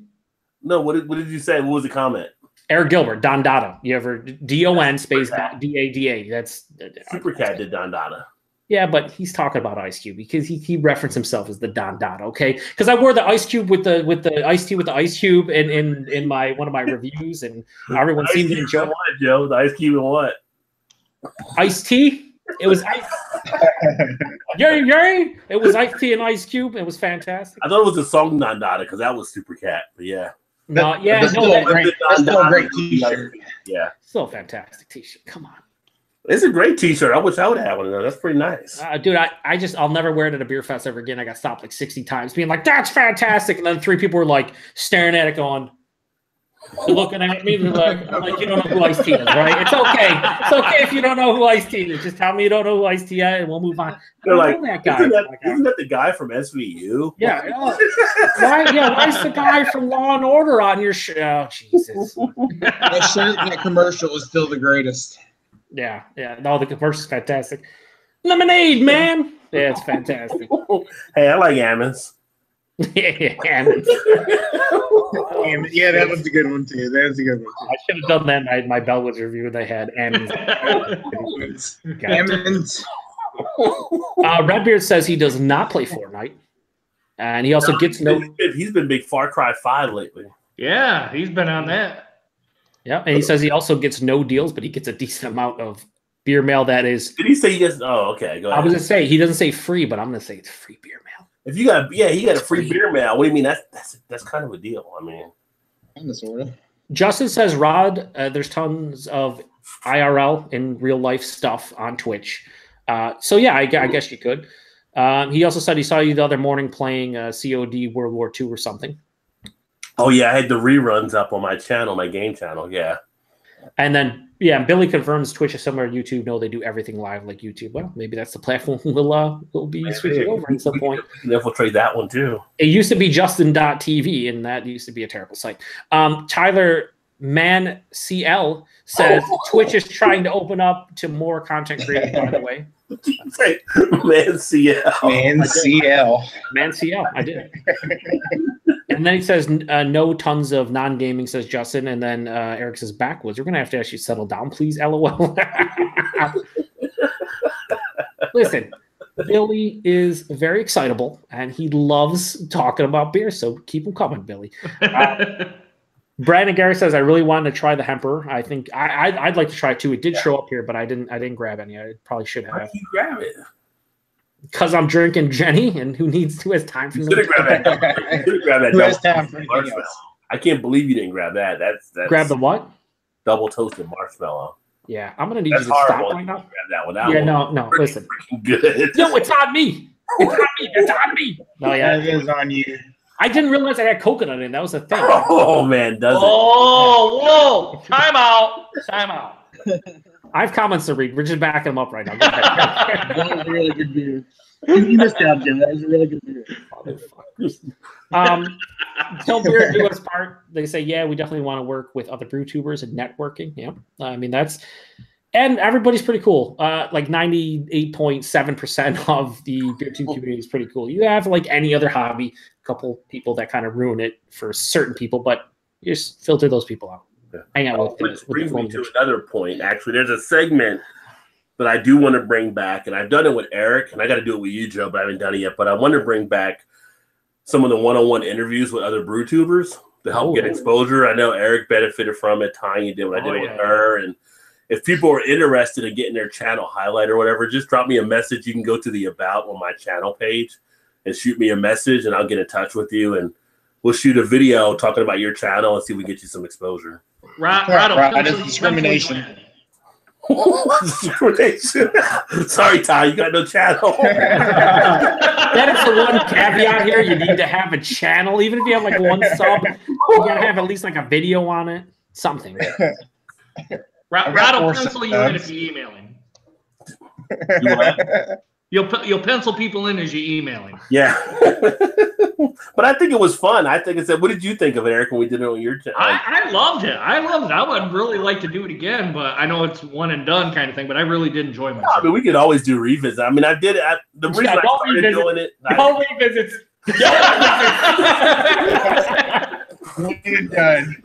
The reason I started doing it because I was contacted by Cold Brew Podcast. And if you ever like podcasts, make sure you check out Cold Brew Podcast. That's Greg Miner out of Arizona. They wanted me to feature on their channel, and I went there a couple of times. And I thought, this would be kind of cool to share with other brew tubers. So we started doing these interview type things. So if you're interested in getting your channel featured and talk about some of the stuff you're doing and what got you into beer, then I'll definitely bring you on and we'll do like a live stream and get it out there and get it shared on the blog and all kinds of stuff. So just shoot me a message. I'm not sure anyone's aware out there, but Rod's kind of a big deal. I don't know about that. I know Ron Burke. He's on the top 50 wine. What is it? Wine blog. Well, now the beer blog is like I think 109 of the top 200 beer blogs you should follow by FeedSpot. So, and he's also on the wine, and then he's all over. I do the wine thing too. Yeah, doesn't matter if you're drinking wine or beer or freaking coolers or whatever. He's on all the lists. Jamie says, Joe, can you give us a list of your top 5 comments? Can't do that. Tyler Mancl, I don't know how to pronounce it anymore, says, Joe, funny you mention blank blank blank. I have the Collective Arts New England style double IPA in my fridge. Hanyolo says, getting close to the end. As he said that, there's probably at least like 30 more comments I need to read. Justin says, yeah, man, you're doing great. You've gone from 66% through the comments to like 80, 85% done. Yeah, I'm just trying. Like they keep adding on to keep you behind. Yeah, Tyler, they're doing it on purpose, motherfuckers. Then Tyler says, "Why can't we say blank, blank, blank? Because we've said it enough." And Rod hasn't had the beer yet, so like it's the one, not unwritten. It's totally written. He hasn't written down somewhere. It's the one written rule. We're not allowed to mention that anymore. I get that beer showing up on my channel, and I get the beer showing up on the Canadian channels. And it's just like, how much exposure do we need to give this damn beer? So Eric has one of the top 5 comments, Jamie, and it says, "When is Collective Arts #6 coming out to end the fifth? 1, 2, 3, 4, fifth? Anything you say, fifth?" Yeah, no, That's a good comment. that is good. And the drunken one says, "LOL, great job, Joe." Thank you, drunken one, because I mean, it is. There's a lot of comments, and you're going through them. Great job for sure. Yeah, I mean, you know, I'm still doing the grunt work here on someone else's channel. Justin says, "Yeah, Rod, I did booze free January because one of the big beer events in Columbia moved from January to February." Oh, good move on your part then. Well played. Yeah, that's cool. Tyler then says, "I got to get caught up on the Beer Patrol's reviews this weekend. I see you've been posting, buddy. Yeah, I have a theme week on my channel. It's a macro theme week. It's happening. It's done. It's almost done. Hopefully it's done. No, I've been enjoying it. It's been good. I appreciate all the support from everybody. You know, it's good times." Han Yolo says, "I wish we could click on people's icons to go to their channel." Well, Han, you can click if you just move I don't know if you're on mobile or not, but there's 3 dots next to everybody's comment. If you click on that, there's a link to go to the person's channel. So if you're unaware, Justin says he's still playing Skyrim, so that's dedication. Skyrim. Earth says, "Let's all have a moment of silence so Joe can breathe a sigh of relief." Thank you, Earth. I appreciate that. You're the best planet ever. Han Yellow says, "I guess that's grammatically incorrect since people is plural. I was right the first time. Damn it, I blame beer." Han, how many beers deep are you? Do we need to roll out the PSA from Eric right now for you, or do we wait a little bit? Please get a designated driver, buddy. He's not driving anywhere. He's in his house. He's probably not moving. No, I don't know. I'm just assuming. Is Han out west? I wonder where Han's located. Pacific Northwest. I believe he's in Oregon. You can correct me if I'm wrong, but I'm pretty sure he's in Oregon. Justin says, "Han, you're doing fine, LOL." And he says, "No, I ran out of beer in my glass." Okay, well, that's on you. And then Eric says, "Yeah, Ice Cube totally stole it from Super Cat. Like most rappers in general. They steal a lot of stuff from the old. I've actually got the Super Cat cut on vinyl in the basement for my DJ days. You know, that's crazy. Yeah. That's insane. I should go through my record collection sometime and show you guys all the stuff I got. Yeah, you should. And I'll do it after you do your seller video, Joe, on your beer. Guess we're never going to see it. So the one thing is you need to play when it is a good day, but you know, from Ice Cube, you got to play Today Was a Good Day, right? Like you have to at some point. In the intro, you played enough stuff, but got to play some Ice Cube at some point. Hanyo says, "All right, I'm out. I'm gonna go record another video of my pet waters or pet. Yeah, I don't. With my pet waters. My pet waters. Of my pet waters. I don't. What's you're reading the comments? I don't know. What do you see there? I'm seeing something that I don't understand." Redbeard says, "I just noticed pet, like name Waters. Maybe it's a dog or a cat or WATERS. That's Waters. Pet Waters, unless he spelled it incorrectly. I don't know. He left though. Ricky Waters. Yeah, Ricky Waters. I just noticed a couple new subs. Thanks much, says Redbeard. Yeah, this I have to. Thank you. Oh, excellent! Congratulations, good guys. Sweet. I unsubbed to offset Eric subbing. So. If you're not happy with the content, that's on you. No. Wait, hold on. Till beer to us part. Thank you. Cheers. What you son of a bitch. Drunken One says, "You can find me here." In all caps. You mean in the comments, Drunken One? I think he's talking about his channel, but Eric says the same thing. Where Drunken One? LOL. I don't know. Then Justin says, "Man, now I want to see DJ Rajay." Me too. All of us do. You know what I should do? Was that I actually got some old cassette tapes. Transpose them over the computer to play them. Yeah. Rod, you wear sequins in your day of DJing? Like old Dr. Dre? Oh no. He was the world class wrecking crew when he did the sequence. No, we didn't do that. I wore a Kango though because fantastic if you did that. I had a Kango. Yeah, I like when Easy goes in on Dre for that and real motherfucking G's. It's a good diss track. Earth says, "Where the snake isn't is where Drunken One is." Correct. Was says he's just north of Houston. Like he actually told us where he was, as opposed. I was going to ask him if he was drinking, which is on me because clearly drinking one's old. His name is like that's it's not for fun. He's not joking around. It's a thing. Hillbilly Wine 101, an actual wine tuber. Number 35. Number 35. Number Trace. Yeah. What's up, Hillbilly? He says, hello, fellas. Just tuned in. What's up, man? I need to get down there. Here's Eric. He needs to come up here. But he's actually down across from Todd down in the Louisville area. Mm-hmm. And then Ewart Teku Murray shows up and says, I'll have to meet up with him. Yeah. Ewart Teku Murray shows up and says, invite question mark. Let me tell you something, Ewart. Never. Ever. You get an invite. You say it's not that kind of show. and then he shows up, and then this is Ewart trying to troll. He says, holy shit, and that's on you drop, shocking troll from the panel, aka Rod. It's terrible, Ewart. Just stop. Just stop. It's so old. On a scale of 1 to old, you are it. It's okay. I was able to get Ewart the meat sweats. They'll send him to the Brazilian steakhouse. Yeah. So he probably enjoyed the meat sweats. Oh, he loved it. Yeah. Backwoods Billy says, keep the comments coming. Joe is almost done. LOL. Thanks for reading all the comments. Cheers.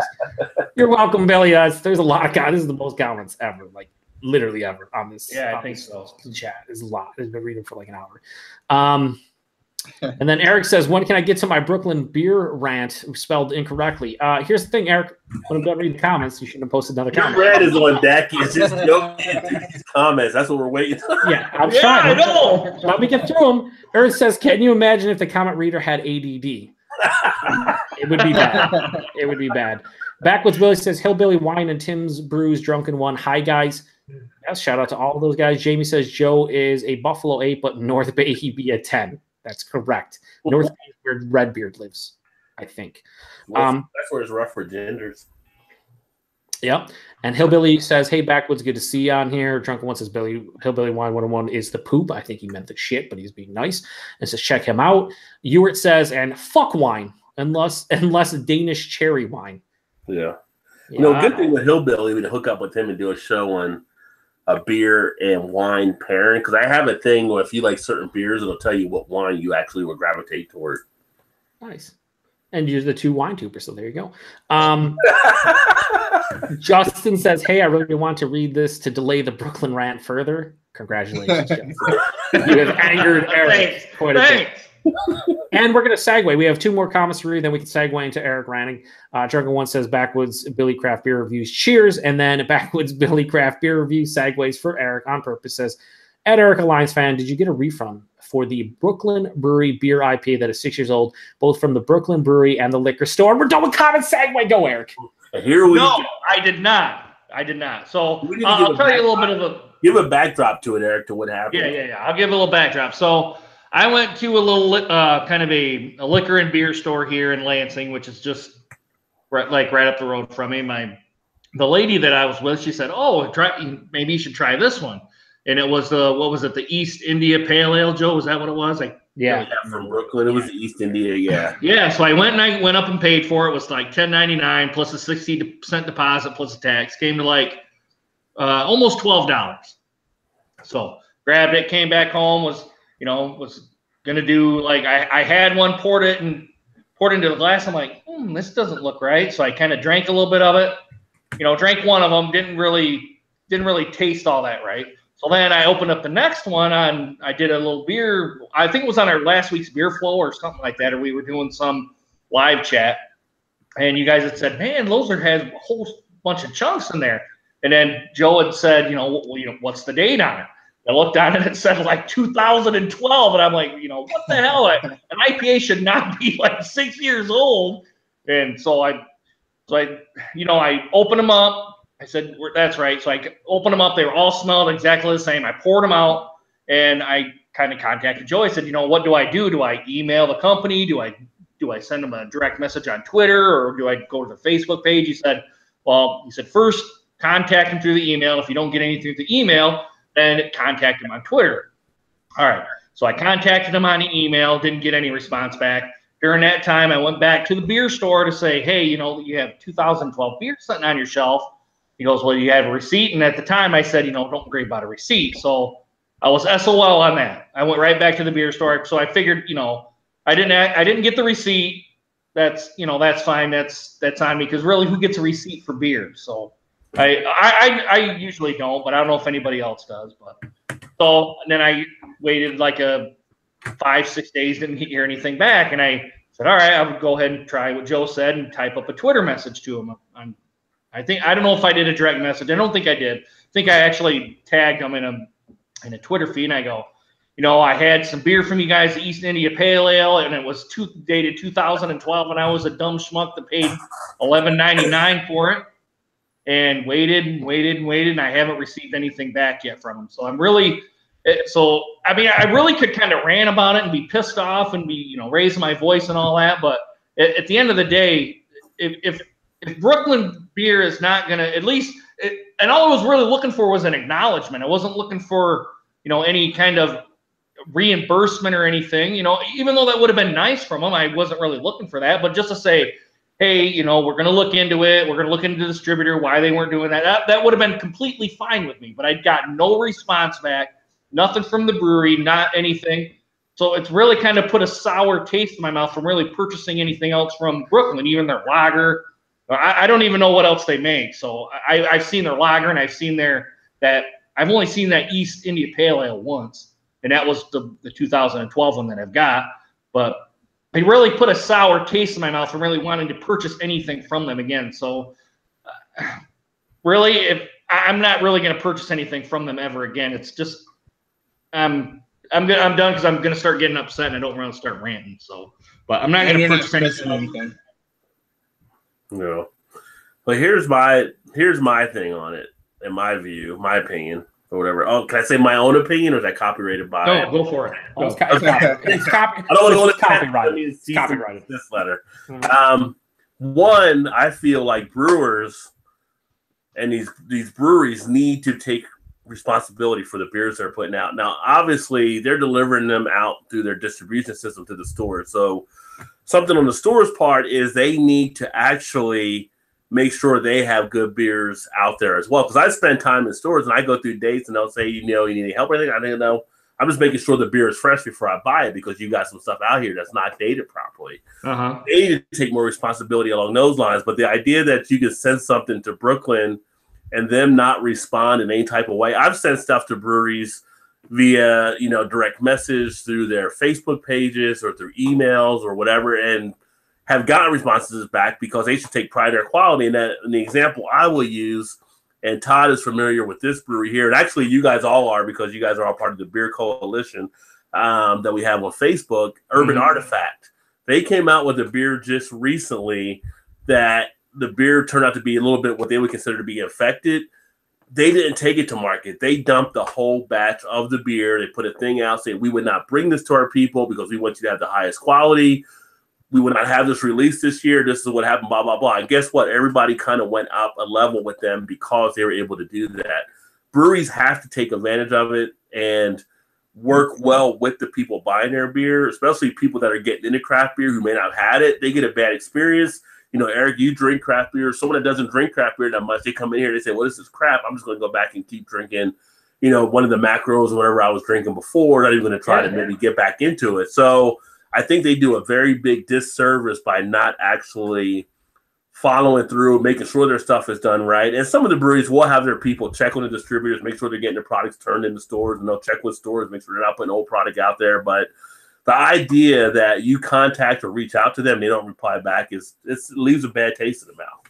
Yeah, that's bad customer service. I mean, with so many breweries and beer options out there, I mean, the way you respond back to And I'm not saying they have bad customer service or anything like that. I'm just at least acknowledge that I reached out to you, and at least say that you're looking into it. That's at least the minimum that they should have done. Well, that's bad customer service. Yeah. I guess I kind of feel like a little bit that Brooklyn is, and you guys may disagree with me, but I kind of feel like Brooklyn is maybe one of the bigger beer companies because they have a wide distribution, or maybe they've got a contract with somebody. I really don't know, and I don't look into that stuff, but maybe they feel like, well, if someone kind of badmouths our beer, we're just going to ignore them and just kind of push them off to the side and just kind of keep doing our positive PR thing or positive Twitter feeds and Facebook and kind of putting our good face out there. And it's kind of just the way I look at it. I'm kind of pissed off a little bit. Don't get me wrong, but it's no reason to get my blood pressure up and to start yelling and screaming or anything like that because it's not changing anything. Seems like as many options that there are out there would be more of an incentive for those guys to reach out to somebody, to make it right. Whether they give you anything or not, but at least acknowledge that, okay, we had some beer out there that's been out there for 6 years. It should have been put off the shelves. I understand they probably have no oversight of that, but it's still their name brand that's out there. They should at least acknowledge the fact that you got something bad from them and try to do right by it. You know what I mean? Like, just do right by it. And I think an issue with Brooklyn, if you want to call it an issue, is that Brooklyn is at a comfortability level because they are known out there. They are kind of that mid-range to, I don't want to say large, but they're kind of that mid to upper range for some of the craft breweries.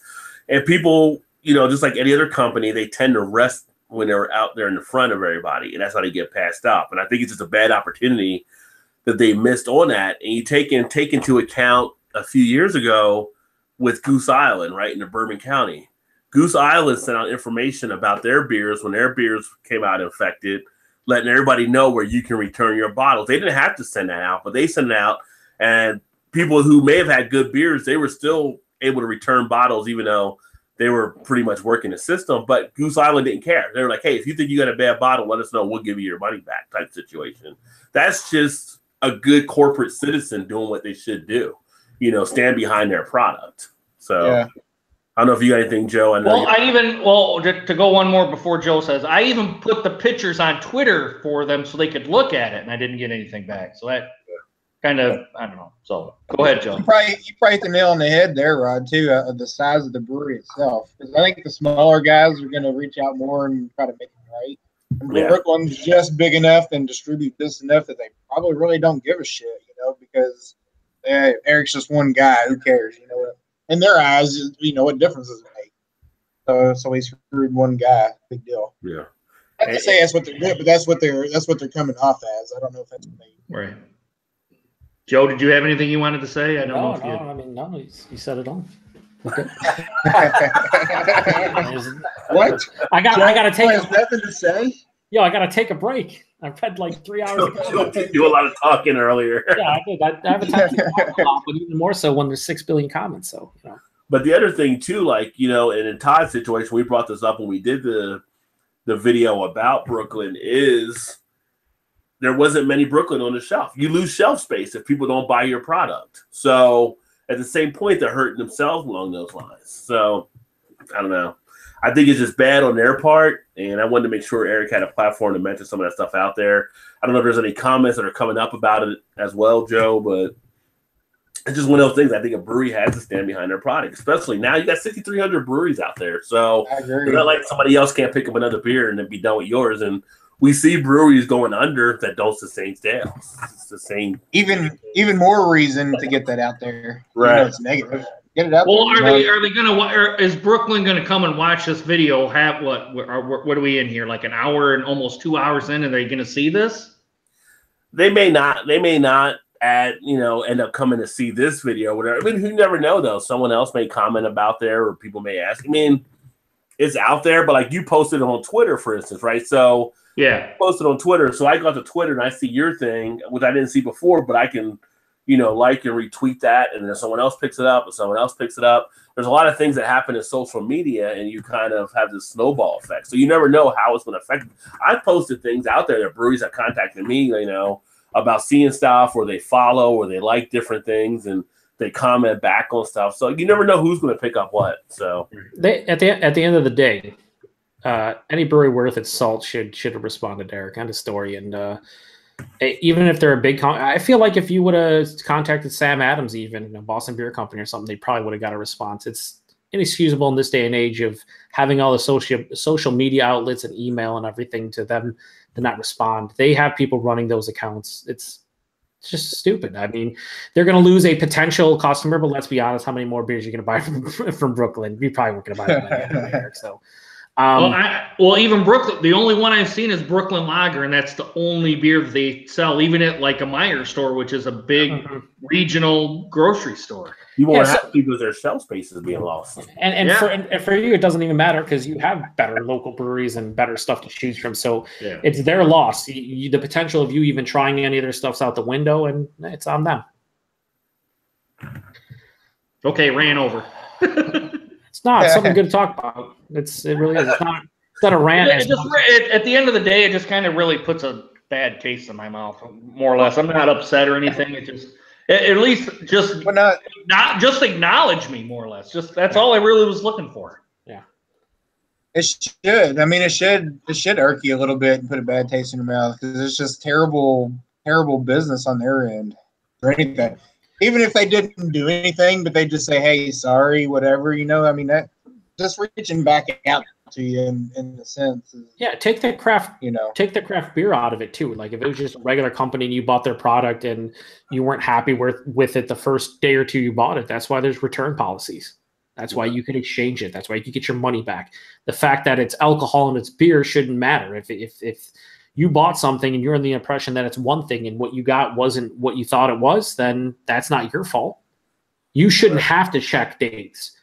Granted, in this day and age, I think we all should at this point because of, as Rod was mentioned to earlier, there's a lot of bottle shops and stores that just don't care. There's a lot of distributors that just don't care. But it isn't your fault. Is what it comes down to. But a lot of beer companies now they're starting to date their stuff, and it is a little bit on me. I'm not going to say that it's not. No, it's not. It's not. You bought under the idea that you were getting a good beer that should be offered to you, and it should be something you should be able to enjoy. If the store leaves old product out there, that's not on you to go out there. It's like if you went out there and you bought a pack of ground beef and it was older, you didn't know it. It wouldn't be on you. It would be on the store for selling you bad food.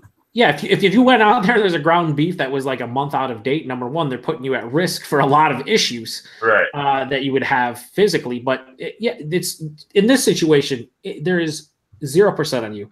It's a 6-year-old IPA on the shelf. Are you fucking kidding me? That should never be on the shelf ever, and it shouldn't be selling it. That's just at the store. There's no more. That's ridiculous. I put a little bit of blame on Brooklyn, and then I put a little bit of blame on who distributes the beer. It's on all of them. It's on the store. It's on the distribution, and it's the Brooklyn. It's a 3-tier system they have going on. It's on all of them. Brooklyn should not have a distributor that does stuff like that, but the store should also know better. It's all their faults. It's not one person blame. All of them should be blamed. Here's what I'll say. Like some of the good stores that I go to, what they'll end up doing, the beers are old. They'll take the beers off the shelf and they'll put them in like $1 cart or whatever. And when you go in that $1 cart that these are older type beers and the dates are usually on them and stuff like that and everything. So then it's okay. Now it's on you because you're buying it beware. But if you go to the actual shelf where the beer is, that should be all good beer. Yep. Check the group chat in here, Rod. I put something over there. Also, do I have to follow up on comments? Yeah, get some comments in there. Fuck. All right. I got another beer. Okay, so we got a lot more comments. Clearly, I have to find out where the frick we are. Hillbilly Wine says, "Drunken man, you're the man." Or sorry, Drunken One, you're the man. I think it's called Drunken Man. I don't know. Just too many comments. But he says, "Hey, Drunken One, you're the man." And then Justin says, "Hey, I really just wanted to read this to delay the." Oh, here. So we already went through this. Yeah, never mind. All right, here we are. Eric Gilbert says, "I drove through North Bay once." That's all he has. He drove through Redbeard's neck of the woods once. Hillbilly Wine says to Ewart, he will try that Danish cherry wine at some point. Then we have Justin saying, "No doubt Rajay would have gotten a response." Yeah, he would have. And they would have sent him about 6 billion pallets of free beer. Backwoods Billy says, "Eric, per ATF rules and most state liquor laws, as well as the health department, you are entitled to a refund. Send a link to Brooklyn Brewing Company to the show with the 6-year-old IPA." Not bad advice. Ethan Flair from Ethan's Beer Review shows up and he goes, "Hey, guys, drinking some bourbon and eating some mac and cheese." Bourbon and mac and cheese, there's a pairing for you. You're so classy. That's how classy Ethan is. But Ethan, with that bourbon, paired with some more of your poor pungent mac and cheese, baby. Wait a minute. Are we talking the Kraft macaroni and cheese and the blue box? Baby, he probably has some of that smoked Gouda mac and Might be cheese. the Bob Evans mac and cheese. Bill, backwards Billy continues help Eric out by saying, always get a receipt so you can possibly write off a percentage of your beer. If you make anything off beer, consult your CPA. Yeah. I use it for the blog and get the receipt. And Which, then if you're under $25, you'll actually need a receipt for your tax purposes. that's true. That's all I got. You can go to the next comment if you want. If there's any more. Just like, oh god. I'm just responding to your group chat over here, Rob. We also he also says Hillbilly says, nice, Ethan, what bourbon? And Ethan says larceny in response to probably the Brooklyn stuff. Drunken One says he would demand a reimbursement. And then Ewart, probably the most appropriate comment here, which is crazy that I'd say that from a Ewart comment. He says it's Brooklyn. Too big to deal with one-off customers. It's pretty much what it comes down to. They don't know that though. They can't make that assumption. They don't know if Eric's been drinking Brooklyn beer for 10 years or 10 days. It's a customer, right? Yeah. Okay, so we have Jesus Christ, all the comments. We have Ethan says larceny, if I spelled that right. I don't know if you did, Ethan. Yeah, you did. Depends on what you're saying. Backwards Billy says, LOL, Eric Grant, seriously contact Brooklyn Brewery and the health department, the liquor board, your state attorney office, everything, contact them all, he says. Everybody's just seen The Professional. You ever see The Professional with the assassin killer and Gary Oldman was like, bring me everyone. You're like, you everyone, Then Hillbilly Wine says he's familiar with larceny, I believe, the bourbon he's drinking, Ethan. Ethan says mild tasting, in my opinion. He's going to hit up a Russell Reserve 10-year in a minute. Cool.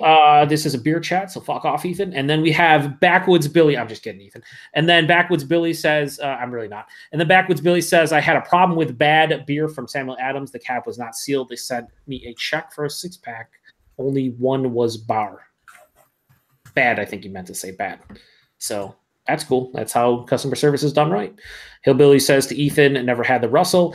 And then Ethan says, Great Lakes Brewing out of Cleveland, Ohio says dumped their batch of Christmas ale barrel-aged a year or two ago because of an infection. And that's what, as Rod was alluding to earlier about Urban Artifact, that's the tell sign of a good brewery when they do stuff like that. They don't put it out there. Backwards Billy says, Eric, he writes for a few beer publications. I always get info from the marketing department or the brand ambassador or head brewer. Contact the brand ambassador for Brooklyn Brewery. Again, good advice. Ethan says, yeah, the Russell 10 is nice, spicy. The rye they have is really good too. Same distillers. They make Wild Turkey, just their own thing, though. Nice price too. Only $30, maybe $32 a bottle here. And then Eric Gilbert says, boycott. Can I take a time out for a second here? Wow. Thank you to everybody watching. I've never seen a number that high before for viewers. Holy shit. Yeah, what is this? No more comments. Holy please. shit, man. No more comments. Come on, man. What are all these comments? How? Right. I appreciate you all, but that's all I want to say. Cheers, guys. Cheers to everybody in the comments. Cheers. Cheers. Someone share this link with How someone many, who has how many power. viewers is it? 35, and now we're at 33. Jesus. I guess I'll read the rest of the comments. Yeah, thanks to everyone except for Ethan. I don't really care for him. I love Ethan. I don't. Eric says, boycott Brooklyn. Wait, I don't drink that crap anyway.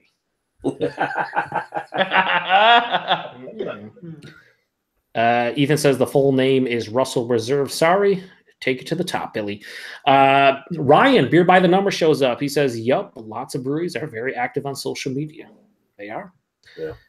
Billy says, hey, Ryan, Ethan, I agree with you. And then Ryan says, hey, Backwoods Billy, what's up? Hope all is well tonight. Backwoods says, yes, Ryan, Eric purchased a 6-year-old IPA. Speaking of Ryan, if you guys are really into beer, I'm going to tell you right now, you need to subscribe to Beer by the Numbers because he does probably the best educational stuff about beer that I've seen out there on YouTube.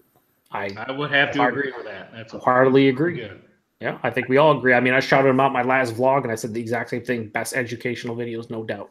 Very, very enjoyable to watch. He also says, Backwood says, LOL, all caps, by the way, to emphasize how much he is upset or maybe wanting you to know. Eric says, LOL, neither Brooklyn Brewing Company nor the liquor store helped Eric. He's pissed. He's absolutely pissed. For you, Eric. Don't rage. Don't rage. It's bad. It's like a bad thing. You can show them a picture of how the beer actually looked. Yeah. Yep. And then Beer by the Number says, poor Eric, that sounds awful. It was. We were there with him. It was awful. He will get over it, but it might take a while. Tim says, ha, hillbilly, laughing at that. That's pretty funny. And then Eric, who's here, says, it is what it is, as a great man once said. I don't know who that great man once was, but now it's Eric. There are a lot of people from Germany here, so that's where all the influx is coming, and I can't read German, so it's going to be terrible. But but you know what? I'm impressed that we've had German people because Germany beer. I mean, it's yeah. Prost. Yeah, if anyone can read German, just go over the comments for me right now, real quick, if you want, because I'm not. Translate on, yeah, I can't. That's not on me because I don't know German. Eric Gilbert says in 4 separate comments, keep up the comments. Okay. Sven John said, great. There's a lot of people. I apologize. I don't speak German. Clearly, I'm a dumb American, but there are a lot of German comments here. Holy shit. Guten Tag. Sven John, Meister Lampe, Drunken One. I see Drunken One. He says, hey, Ryan. The Catman Faloo shows up and says, hi, my first name is Blowout, guys, with a heart. Kurt Russell says, greetings, cheers. Hi, do you also, Panzer Paulet says, hi, do you also drink German beer and Welsh varieties? Yeah, we drink some German beer. We haven't done a German beer in a while, but I do get some German ones here and there. I got some, I think, in the basement in the cellar. Is Weizenstuff a German beer or Anger? Anger. I know I'm probably hacking up those names, by the way. Yeah, you are, but it's okay because I'm going to hack up a lot of names going in about the next 5 minutes. Hey, Danke for the German viewers. Danke. Catman Faloo says, I like flat pizza with a heart. LK says, hello from Germany. Flat by being a flat like thin versus deep dish, which I'm all about New York style pizza. That's my jam. Yeah, I think that's what they're, thin crust or whatever you want to call it. LK says hello from Germany. Hello, LK. Hello, LK. Necker says you should try Bavarian Augustiner beer. It's the best German beer. Nice. Catman says cheers, bros. Cheers. Somebody who I can't pronounce and I'm not going to try because I'm going to hurt myself says hello from Germany. Hello, person I can't pronounce your name. That's on me. Germany is a place I need to go to at some point, though. Yeah. Yeah. When I was over in England, we didn't get the chance to get into Europe, so. I need to get. You were in England. You were in Europe. Well, I'm. Hey, you're talking to an American here, okay? You know what he meant. You know what he meant. He was in the UK. No big deal. It's close. No boss sweet, Eric. Just settle into one of your six-year-old IPAs for Portland and enjoy the evening.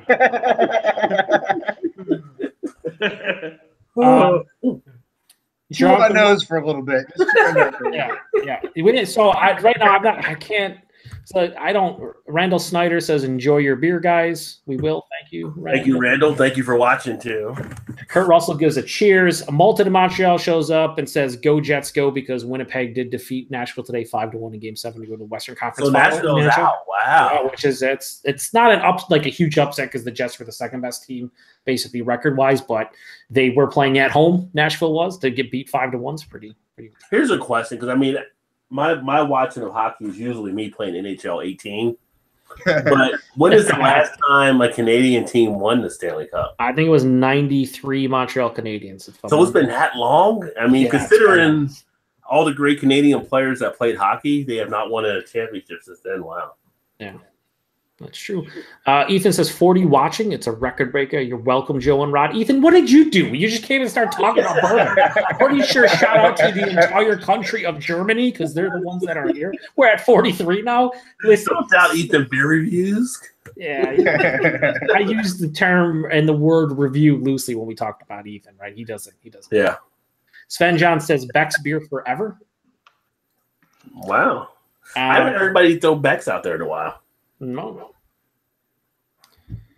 I have not. Backwards Billy says beer by the numbers. They should have refunded the money at the liquor store. Also, Brooklyn Brewery should refund him as well. Everyone should just give like give money to Eric. Give money to Eric. Freya says Germany incoming. Cheers. I would say he should have got a refund from the store at the least. Yeah. Freya says Germany incoming. Cheers. Apparently so. She says that we're past 40. We're past 40. Yeah, we're at Captain Falou says I drink Warstoner. Warsteiner. Yeah, that's beer. Warsteiner. Yeah, no, it's Warsteiner, but he spelled it Warstoner. That's fantastic. I love that. That's is he in Colorado too? Potato.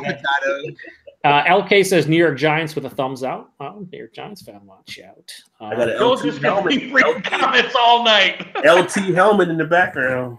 Holy shit, there are a lot of comments, boys. Joe, you're gonna be reading comments till we're done, dude. Yeah, we might have to just slow down on these comments. Just maybe read the comments. If there's a lot out there, you need to pick and choose. I give you that discretion. Okay. Jesus. Okay, so Drunkenwood says sub to beer by the numbers. That's a good comment. Rosa G Punk says, "Do you drink German beer for good?" I think I don't. I don't drink it for bad. I think that might be lost in translation a little bit, but since we have a lot of people from Germany that are responding, it'd be good to see if they would have recommended some different beers to actually try. Like, what beers do you actually like over there in Germany? Because it's like when you go to visit a city, you go to get a meal. You can get a meal at one of the chain places, but you tell people, where would you go to eat? So you I've never been to Germany, but I love me some Hofenbrau. Oh God, yeah. Yeah, I need to go since that's my heritage and all. Todd, would you like to read the comments, Todd? Would you like to? No, I don't. I was just gonna say this for all the folks from Germany coming in here. I do not speak German, and I will struggle with pronunciation. So if you screw up in terms of translating your grammar when it comes to English, I will do the same. When it comes all the comments in German. So we're even. All the comments in German. I apologize in advance for how terrible I am as a person. That's on you. Panzer Polly says, "Have you ever been to Deutschland at Oktoberfest in Munich?" I have not. I would love to go over there. I would love to go over there too. I've had one of the breweries ask me about coming over, but I have not been over there. And Vila Dunk, by the way, as well. Sounds like a beer flow trip to me. Yeah, we could do it. Randall Snyder says, "We are all really into beer. That's why we're here." Us too. So we appreciate it. Malta Montreal says 38 watching. Damn. Malta, what's up, baby? Canada in the hizzle. Canada in the house. Yeah, a lot of these, unfortunately. Hey, Malta to Montreal. We've had Whiskey Throttle on, but Malta to Montreal as well. If you're a big whiskey fan, make sure you check out his channel. Yep. LK says, "Do you like to talk some guys from Germany? We know everything about beer. Prost." Yes, we would love comments from you guys. Most definitely. Mm-hmm. I'm trying to think. Isn't who's over in Germany that we know? Isn't Peter over there? Not Peter Clueless, but Clueless Stricker is in Germany right now. No, he's not in Germany. He's back in the UK. No, he's in Germany right now. He just went over there for a beer fest. Oh, did he really? Okay. Yeah. But I'm thinking of what's it called? You're thinking of the Master Hoppets. He's in he's in Copenhagen. Okay, that's what I was thinking. Denmark. Yeah. Sven John might have the best comment of the night, and it says Trump washes his hair with Beck's beer.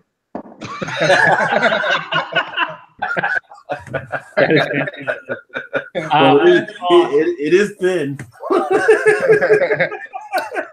It is very thin. Justin says it's also like 5 or 6 a.m. in Germany. It is. That's impressive that it's like 5 a.m. and the people are here. Malton in Montreal says Eric is a good dude, but he likes the Leafs. Eric Gilbert? Or no, is it Eric Gilbert or me? No, I don't think you don't like hockey. Panzer Polly says, "Do you drink German beer brands, Paul?"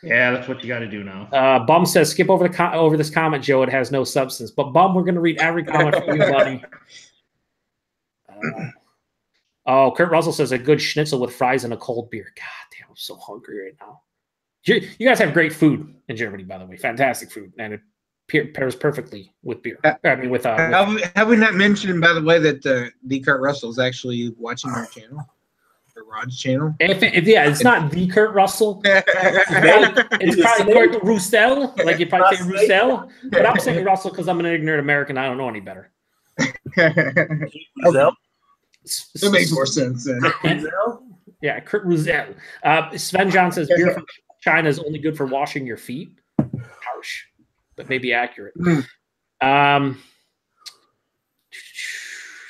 likes the Carolina Panthers. That's cool.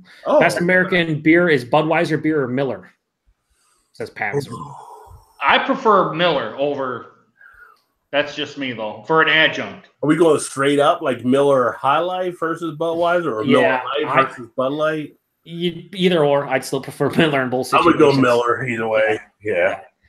But neither are the best. There's a lot of great beer here. I'm sure. See, here's the thing, Panzer. Much like you guys over there, you probably get a lot of shitty American beer, and over here we probably don't get your best representation of what you guys do either, for the most part, because that's just they like to send the not the greatest products to other countries for some reason. It's like, yeah, we try to send it to Canada when we can. Well, I'm a Miller fan, Joe. I'm a Miller fan.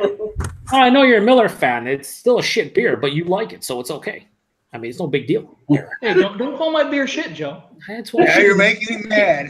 See, Eric, it's great for you. It's shitty for the rest of the world. Oh, okay, all right. Every beer has its spot. Right now, this one is in my bed. Every beer has its time and place. Joe, you're pushing him to Brooklyn Brewery, man. No, is he seriously going to drink that? Usually I wouldn't drink another one. Usually if you kind of wrap up right now, but at 40 viewers, I figure why not? I don't know how you. Yeah. Hell yeah, brothers. That's a lot of head right there. Now we're below 40. We're 38. That's what she said. That's what I was going to say, yeah. Ryan from Beer by the Numbers says German family mustard recipes are the best. Yeah. Eric says, because earlier Swami said he's been to Doucheland, and it's Toronto. No, he said actual Doucheland, and it's Toronto. and then Eric Gilbert said Deutschland, not Doucheland. Deutschland, not Doucheland. No. Malton Montreal said, like, he was saying Doucheland, not German. He's saying Doucheland, and it's called Toronto. He's calling the people in Toronto douches. That's what he's called. So he's all right. Very nice. Jesus. He did. And then Eric Gilbert says Toronto's fine. The people are douches. And that's what I think what he was getting at. I like Toronto. Toronto was like a Canadian New York when I went to visit there before. A Canadian New York. I mean, that's what it was like. You felt like you were in New York City, but you were in Canada. I mean, it's a very metropolitan city or province, whatever you want to call it. Necker says we have a beer mix drink called Nitro. That's interesting. Nitro, as far as the beer's on Nitro? No, he says a mixed drink called Nitro, and I lost my spot, and there's 6 billion stuff, and I can't help. All right. Sven John says I love Duff beer. Your Homer, nice. And then Whiskey Throttle's asking Eric Gilbert, what the hell is he doing here? And he says, I'm usually here, Whiskey Throttle. Andrew Eckstein says, half your viewers are Germans. They are. They are right they now. Are. Who knows beer better than Germans? Exactly.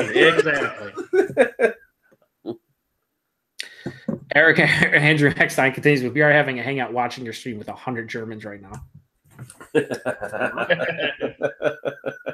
all about the strudel. Beer by the Number says, Eric at Lions fan, you got to get my second account going to get you guys to 50. That'd be interesting.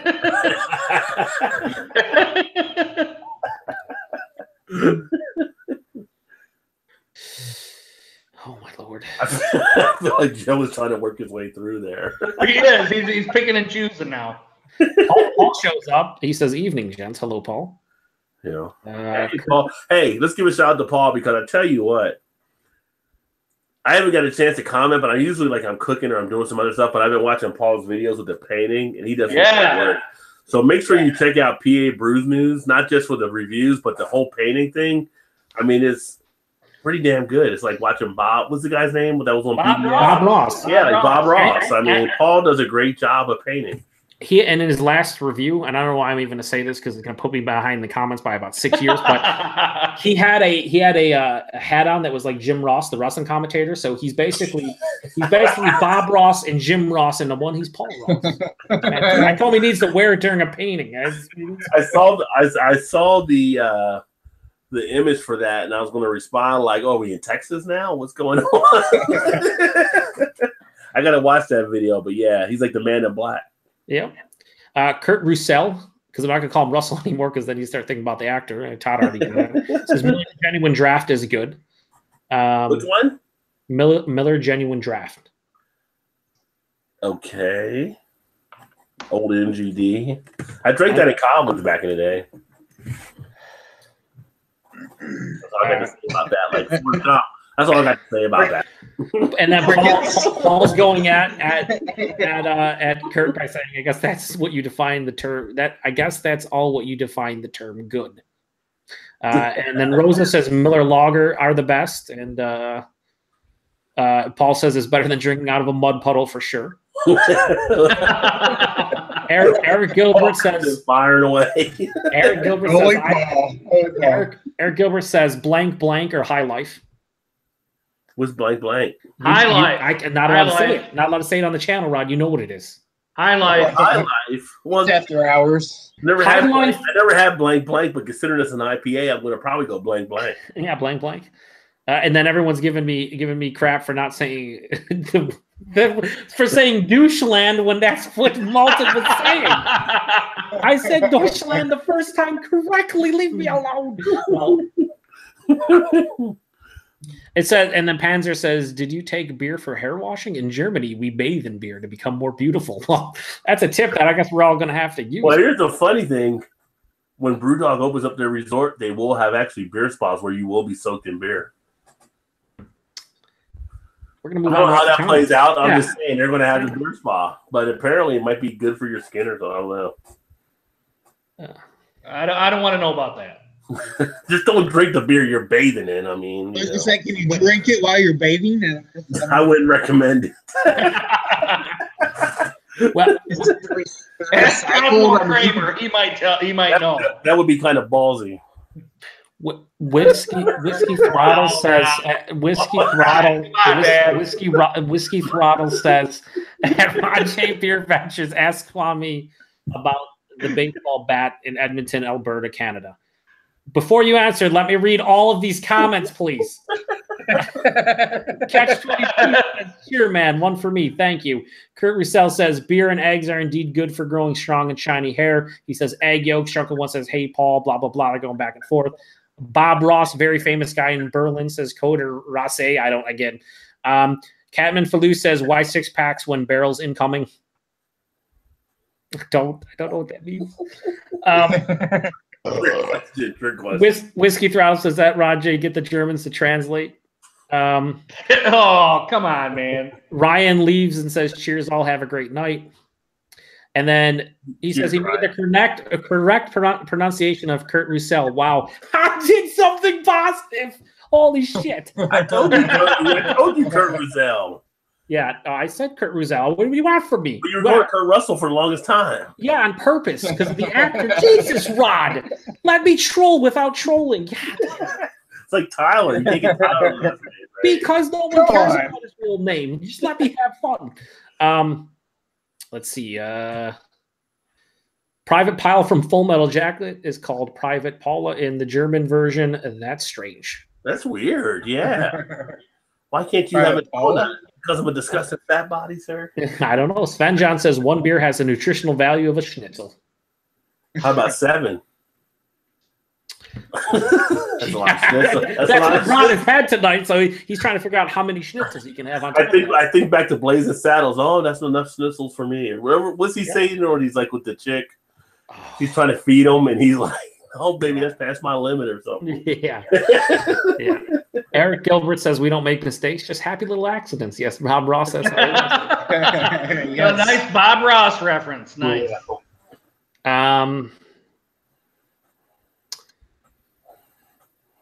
Kurt Roussel says, Shapeshifter is a famous beer drinker in Germany. He has Kois in his garden as well.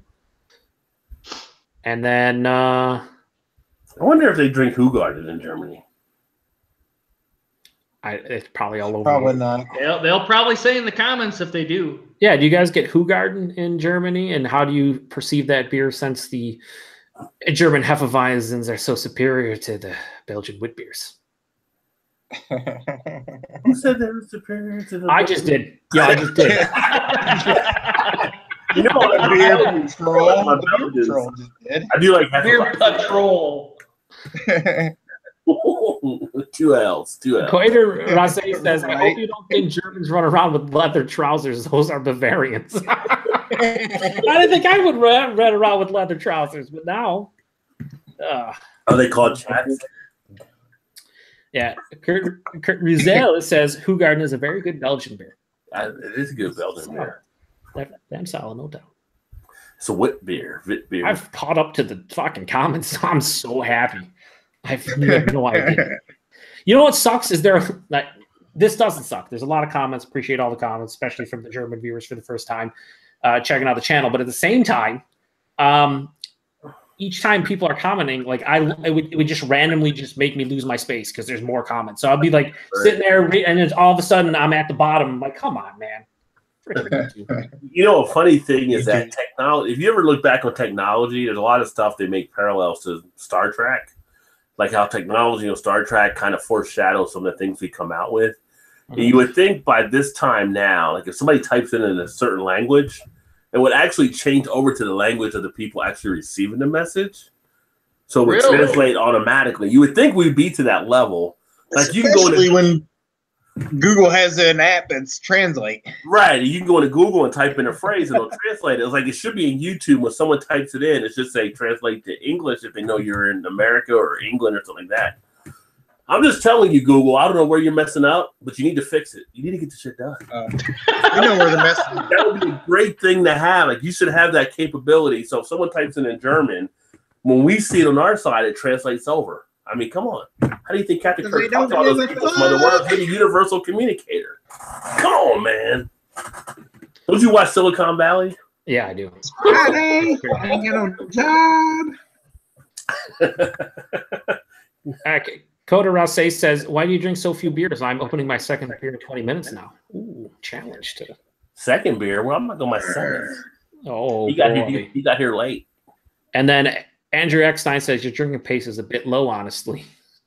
Which should the pace be? Oh, he's talking about the other guy on the second? Maybe you. Me? It's probably me. I've drank one beer this entire hangout. That's on me. But well, I've had 3. So. I'm preparing myself for the beer fest tomorrow. I've had 3 on the hangout, but I had 4 before I started the hangout.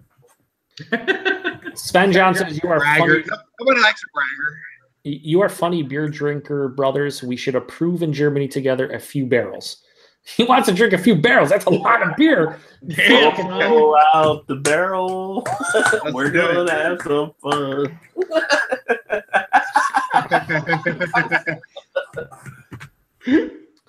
You got more comments or you caught up? Yeah, I'm caught up. Really? Yeah, well, the Catch-22 says, enjoy your beer, and there's a couple other comments that are in German or... Okay. Well, villain dunk to all the German viewers. Definitely appreciate it. Yeah. Ross. Awesome. Let's see here. What else do we got? You go beer news. Do we need to talk beer news? We really didn't talk beer news as much. Like we had so many comments that took place which was great, and I love it, and I think we should do it more. So no, not good. we should listen to Joe talk a little more. Is what we should do. Yeah, I like the comments, but someone else can read them. I guess now. There's been so many comments been read by me tonight. I don't think anyone wants to hear it more. Like I said, I would like to drink more of the German beer. So if there's any comments that people want to share, like some of the top German beers to drink, feel free to. Yeah, what beer should we drink in Germany if we can get it here? Because I have one great store that actually breaks it out by country, so I can just go right there to the German cooler for Germany, and it'll actually put all their beers in. So That'd be a cool thing. Especially if you know that we can get them over here. Yeah. Which ones are good that's distributed over here. So if you're in California and Arizona, a little bit of beer news here. Pizza Hut will deliver a 6-pack of beer with your pizza started soon here. So if you order a pizza and beer, they will actually deliver that too. And that's where I was going to go. They got a picture of a Coors Light 6-pack, but it is beer they will bring to you. So I don't know what kind of beers they're going to have available, but they will bring beer. Will they also potentially bring me good pizza, or do I have to pay? If you order a Pizza Hut, you're already behind the 8 ball. They have a local pizza place that does that. Yeah. Which one? We have a local pizza place that's actually just opened up last fall, I think. Yeah. They'll deliver beer to you too. You don't have to order pizza; they'll just deliver beer to you. I wonder how that works out for their liquor licenses, though. Like, I don't know. Your license is going to take that responsibility. The guy that owns like several restaurants locally, so I don't know. Yeah. I'm not really sure how that works, but I'm not sure what the prices are on it either. I've never ordered from them, so I'm sure it's like a $10 6-pack is going to be $20 probably. Well, I will say here in Cincinnati, I mean, I'm on the Kentucky side, but if you're on the Ohio side, you can actually order beer now from Amazon. We talked about in the past, but when they deliver it, the prices online are pretty much comparable. It's like $9.99 a 6-pack, like for Rheingeist or something. They probably use you with a $2 fee or whatever. But if you're at home and you don't feel like going anywhere or you can't go anywhere, dial Amazon. Like they deliver it, they say within 2 hours. So really, yeah. So it's not really too bad there. Huh. I'm not even sure we have that here, and I've got an Amazon Center like 5 miles from my house. Yeah, I think center. they're doing the metropolitan areas right now. Like so, Cincinnati, where they're delivering is kind of like OTR and stuff, where it's kind of like where we went to the beer festival. That they have a lot of the little downtown stuff in the kind of the main city areas. So it's not the rural areas that are able to get those as of yet, but. So you couldn't do it from your house then? No. I could do it. Hey, I'll meet you at the corner of so-and-so. Yeah. Okay. But that kind of defeats the purpose. I think you might have to be an Amazon Prime member to actually get it, though, I believe. So. Still, that's pretty cool, though. Yeah. Within a 2-hour time period, that's pretty good. Oh, my God. What's the matter, Joe? Joe. We just got a comment that's just terrible. It's such a good comment, though. It's hopefully he's listening to Eric's PSA at the end, but he's not because he says, John says, so friends, I have to say goodbye. I already drank 6 liters of beer and have to drive the school bus in an hour. I have to be fit. See you guys soon.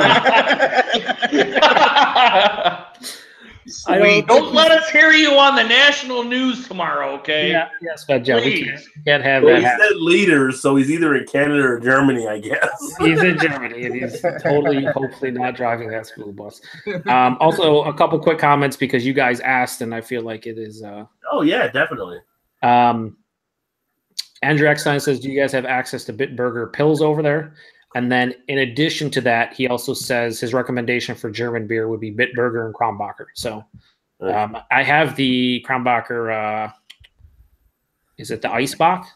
The Eisbach I have in my cellar, so to speak. Well, I did a review on a Bitburger pill, so if he wants to check that out, that's on the channel there. Just search Bitburger. Yep. I'd be curious to see what his thoughts are. I was kind of surprised that it's like Germany's lead in beer. It didn't really surprise me as much, but then again, I thought it's kind of like Budweiser, for instance. Like here in America, it doesn't really surprise you, but a lot of people will get it because it's a cheap macro that you can actually get. So that'd be interesting. Yep. And that's really it. Oh, okay. So I don't know if you guys, Todd's near me. I don't know if you get High Wire Brewing. Joe might on the East Coast. So High Wire out of Asheville, North Carolina. Let me see. I may have had some, maybe. Whatever you. They just announced their May schedule to release an Uprising Hefeweizen Man-Eater Double IPA and a new release from their Sour and Wild Ale program, a sour blonde with lemon and rosemary. So that's about to hit the market. You would be the closest one to probably get these guys if you do meet them. Yeah, I've never had anything from them. And there's a lot of good stuff happening around Nashville. That's not a bad area to try to go visit. And I just seen Cigar City a couple of weeks ago come up here to Michigan. Yeah. Yeah, Cigar City, like, so you get their highlight now? Goodness. It says J or Highlight on the thing if you look at it. Yeah, that's it. It's called Highlight, but if you get it, let me know what you think of it. I haven't had it. We haven't gotten it here, but I'd be interested to see. It's a good one. That is a good one. You get it in Indiana? No, we don't. We don't. But my brother went down to Tampa a few years ago, and he brought some back with him for me. So, they're actually pretty good. I've heard a lot of good stuff about it. I've had a few of their Cigar City beers. They're actually pretty good. It's kind of weird that we don't get them here, but you can get them like in Chicago, Michigan, whatever. It just kind of just like jumped right over top of us. It's that weird 3-tier distribution they use. Just whoever you set a deal with, pretty much. And like Joe gets the St. Louis beers up here that I can't get here either. So yeah. Yeah, I was quite surprised to see Cigar City come up here because I've heard a bunch of good things about those guys. Yeah, I really like their highlight. One of the favorite beers I have from them, I don't know if that will show up, is their White Oak highlight. Yeah, I was gonna say yeah. I can't. They just up here, Joe, so I can't say if they've got them yet up here or not. I'd have to go to the big beer store over here in Lansing to see if they got it. It had you probably just get the base right now, Eric. I would imagine. Yeah, the base is good, but it's one of those. It's one of those beers where maybe like 5 years ago you'd probably be more impressed by it, I think, Eric. So if you get it, you probably will enjoy it, but I don't know if you'll love it. Mm-hmm. Yeah, because it has such a reputation, but we're talking in the early 2010s, and now you get it, and there's your local places doing beers that are just as good. Where's Cigar City out of? Tampa, Florida. Tampa. Where at? Tampa, Florida. Tampa. Okay. Tampa, But Florida. especially when you get into like Boss Tweed and those shitty type beers, you probably Boss Tweed. Andrew Eckstein says, Rod, he will check out that review, and then he says, "Oh my God, he has like 500 beer clips on his channel. Takes an hour to find the Bitburger one." What is yeah, there should be I think there should be a search button. You can just type in Bitburger. Hopefully that works. You just find it. And then the nicest comment that I've received this evening, Randall Snyder says, "You deserve another beer for reading all these comments." Thank you, Randall. I really agree. And I appreciate you doing the comments. I appreciate you, son. No, I mean, I thank you, and never again. But I do appreciate you giving me the ability. never say never. I'm trying to think. Around this time, they have the. I was thinking the Beer and Bacon Festival. I think that comes up around this time of year. I think the last one was down in Texas or whatever. You can't really go wrong with beer and bacon now. I go wrong with bacon and anything. I mean, no, unless you're vegetarian or I have vegan. A beer that did use bacon and it didn't come out as well as they thought it would. But I've had also other good beers done with bacon and they were fine with maple and everything. I do want to say one thing that is not on topic. So let me just say this real quick before I forget because I'm old. To all the German viewers out there, how did you happen upon this live stream? Because our viewers went from like 13 to 45, and it's mostly Germans, which is awesome. But I'm just curious how this happened. Did somebody share the link? You know how it happened? Prestige Worldwide. That's right, baby. I'm just curious. It was the craziest thing I've ever seen in my life. I like to know as well. I mean, I look on my analytics, and I do have some growth there over in Europe and Germany and the UK, so like that. So I'd be curious to see. I know someone may have shared it over there or what. And thanks to everybody, because 45 viewers is going to be tough to beat. The max I seen was 45. That's the maximum I seen. It's awesome. That's crazy. At one time. It's cool. And again, I apologize for reading the comments poorly because I don't. Well, we all really appreciate you guys coming out and doing the Beer Flow show with us. So check us out every Thursday. Every Thursday, yes, Todd. Every Thursday, 9 Eastern. It used to be 8:45, but we pushed it back. Well, we're always late. 9 Eastern Standard Time here in the U.S. Well, 9 Eastern is always the target, but computers updating, technology issues, things happening. We never really start on time, but it's about ballpark. We do have the answer, so that's pretty cool. First, we'll say Paul says Bitburger was the first brew he had when he landed in Germany. Got it at a Ramstein gas station. And then Andrew Eckstein asked him if he liked it. He said, "Indeed." Equator Rasse says, my amount of beer stash is getting critically low. You need to fix that and get more. And then Jamie comes here to troll me by saying Joe is a real wiener of the schnitzel variety. Thank you. Thank you, Jamie. And then Andrew answers the question that we just asked. He says, we have a famous guy screening Hangouts and recommended them to his viewers. That's Nice. pretty fantastic, man. So appreciate it. Awesome. Yeah, And thank you. Yeah, thank you very Yes, much. please tell him thank you, Andrew. Please. Yeah. Yeah. It would be appreciative. We'd be very appreciative towards you if you did tell him thanks, because I've never seen anything like it. It did not in a hangout that I've been a part of. Yeah, this is by far our most viewed hangout. By far. Mm-hmm. So from the hip hop scene, because everybody, like, if you don't have a beer by now, you're just not going to make it, you know. So Tech Nine has his signature beer coming out with Boulevard Brewing. So Who does? Tech Nine. Oh, Tech Nine's fantastic. Yeah, so What's we've it got called? a beer. Let me see here. Tech Nine? Oh, Joe, you're gonna like this son of a bitch. I tell you that right now. Is there coconut in here? Yeah, is I there think, coconut? I think it might be called Tech Nine on it, but let me see. Yeah, is there coconut? No, let me say coconut. You need to settle down here for a second. I can't. Someone mentioned that I like it. It must be coconut. Simmer down. I'm like the dog in the sausages It's the commercial. wheat beer. Sausages! The wheat beer contains pineapple and coconut flavoring, featured an enticing taste for beer lovers this summer. It's called Booloo. Booloo is slated to debut in limited quantities at the Kansas City Boulevardia Street Festival in June, and will then hit neighboring city shelves on June 18. If that's deemed a successful launch, the beer can make its way toward a store near you.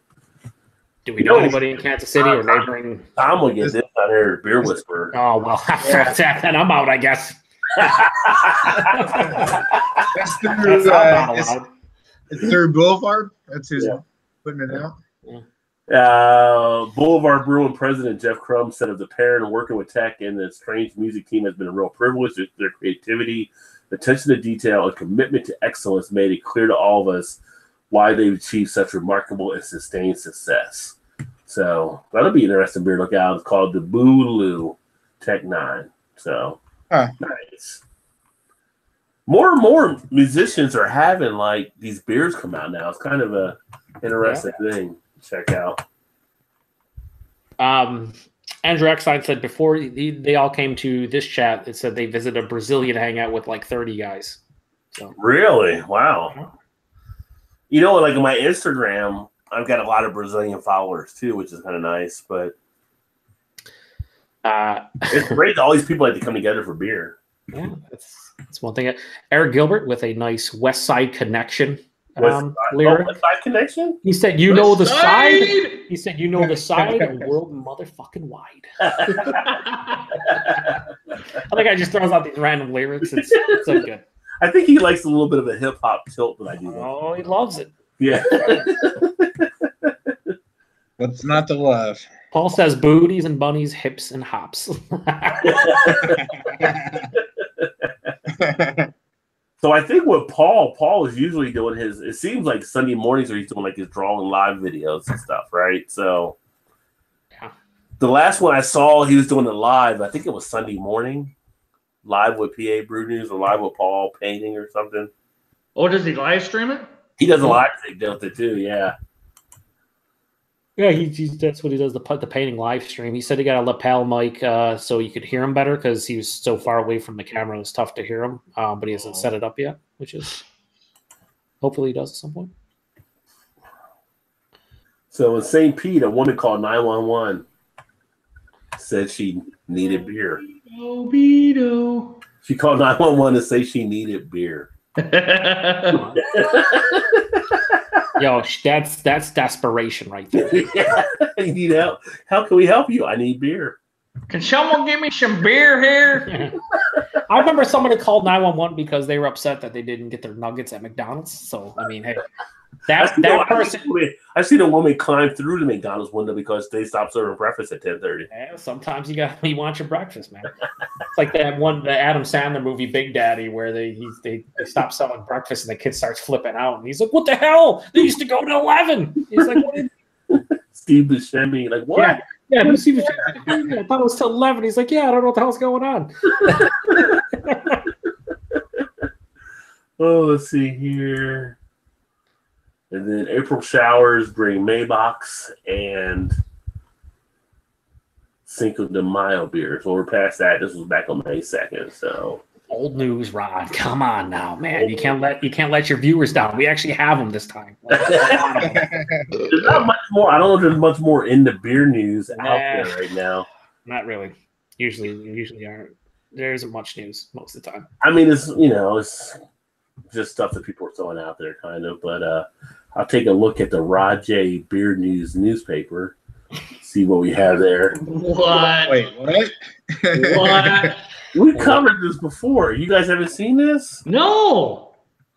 No, I've seen that. I mean, Eric. Why am I not on the distribution list? It's just when people are drunk, I guess they don't see stuff happen. Eric clearly has not seen You this. haven't paid your fee, that's why. So right here, That's probably right. you're out there, Rajay BeerVenture News. Right here's the website, paper.li, Rajay Beer Guy. And each day it updates with beer stories from around the world. So different things that you can keep up to beer news, different videos that show up here as well. So if you got videos out there, you may get pulled to have your video on here. Different things for leisure, as you can see. Something for the weekend, beer and food pairings right here, shared by Ian Edwards. So I'm more concerned with your folders there, and the one that says "oops." I feel like or "ops" or "ops." I feel like that's porn. There's porn in there. There's definitely porn in there. That's for other business stuff. Damn it, Joe. Show the bookmark bar. Gone. No more bookmark. Now I just feel like work sites. What are you saying? You only got one beer. What the hell? No, What? Work sites doesn't mean work sites. That's all I'm saying. But there's different stuff I have out here for the different beer things on the I got a lot of stuff out on the internet right now. So if you're ever looking for a quick read and stay up to speed, and this actually, if you follow me on Twitter under Rajay BeerVentures, no S on that because I was one character over. This posts every day, I think around 1 or something each afternoon Eastern. So and then it updates everything with beer news taking place. So yeah. So just worldwide. Worldwide. I don't know if you guys seen this before though. I haven't. No. Yeah. We are getting. Why am I not on the distribution list? We're getting yelled at by Coda Rase, who says you should be drinking more beer. Drinking pace is awfully low. Maybe visit some German hangouts and learn drinking beer real hard. Boy. I'm a lightweight. I drank one beer. I'm good. Well, some of us have to work in the morning too. So Yeah. It is the morning over Never there. stopped me before. Yeah, they that's true too, In Tom. Germany, it's about 6 in the morning.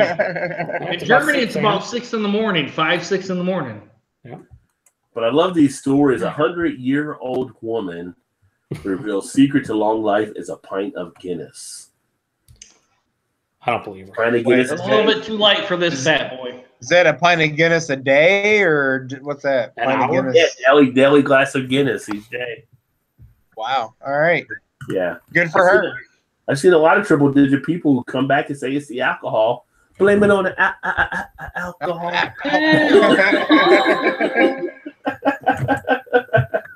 So that's But I should say we all should live. This show will go on for like eternity. forever. Forever. You're killing me, Small. That was on the other night. I had to watch it. It's a classic. Oh, If anybody's watching, they have not seen The Sandlot, I highly recommend watching that movie. That's a fully entertaining type movie. I've never come across it like on TV and never stopped and watched it. Yeah.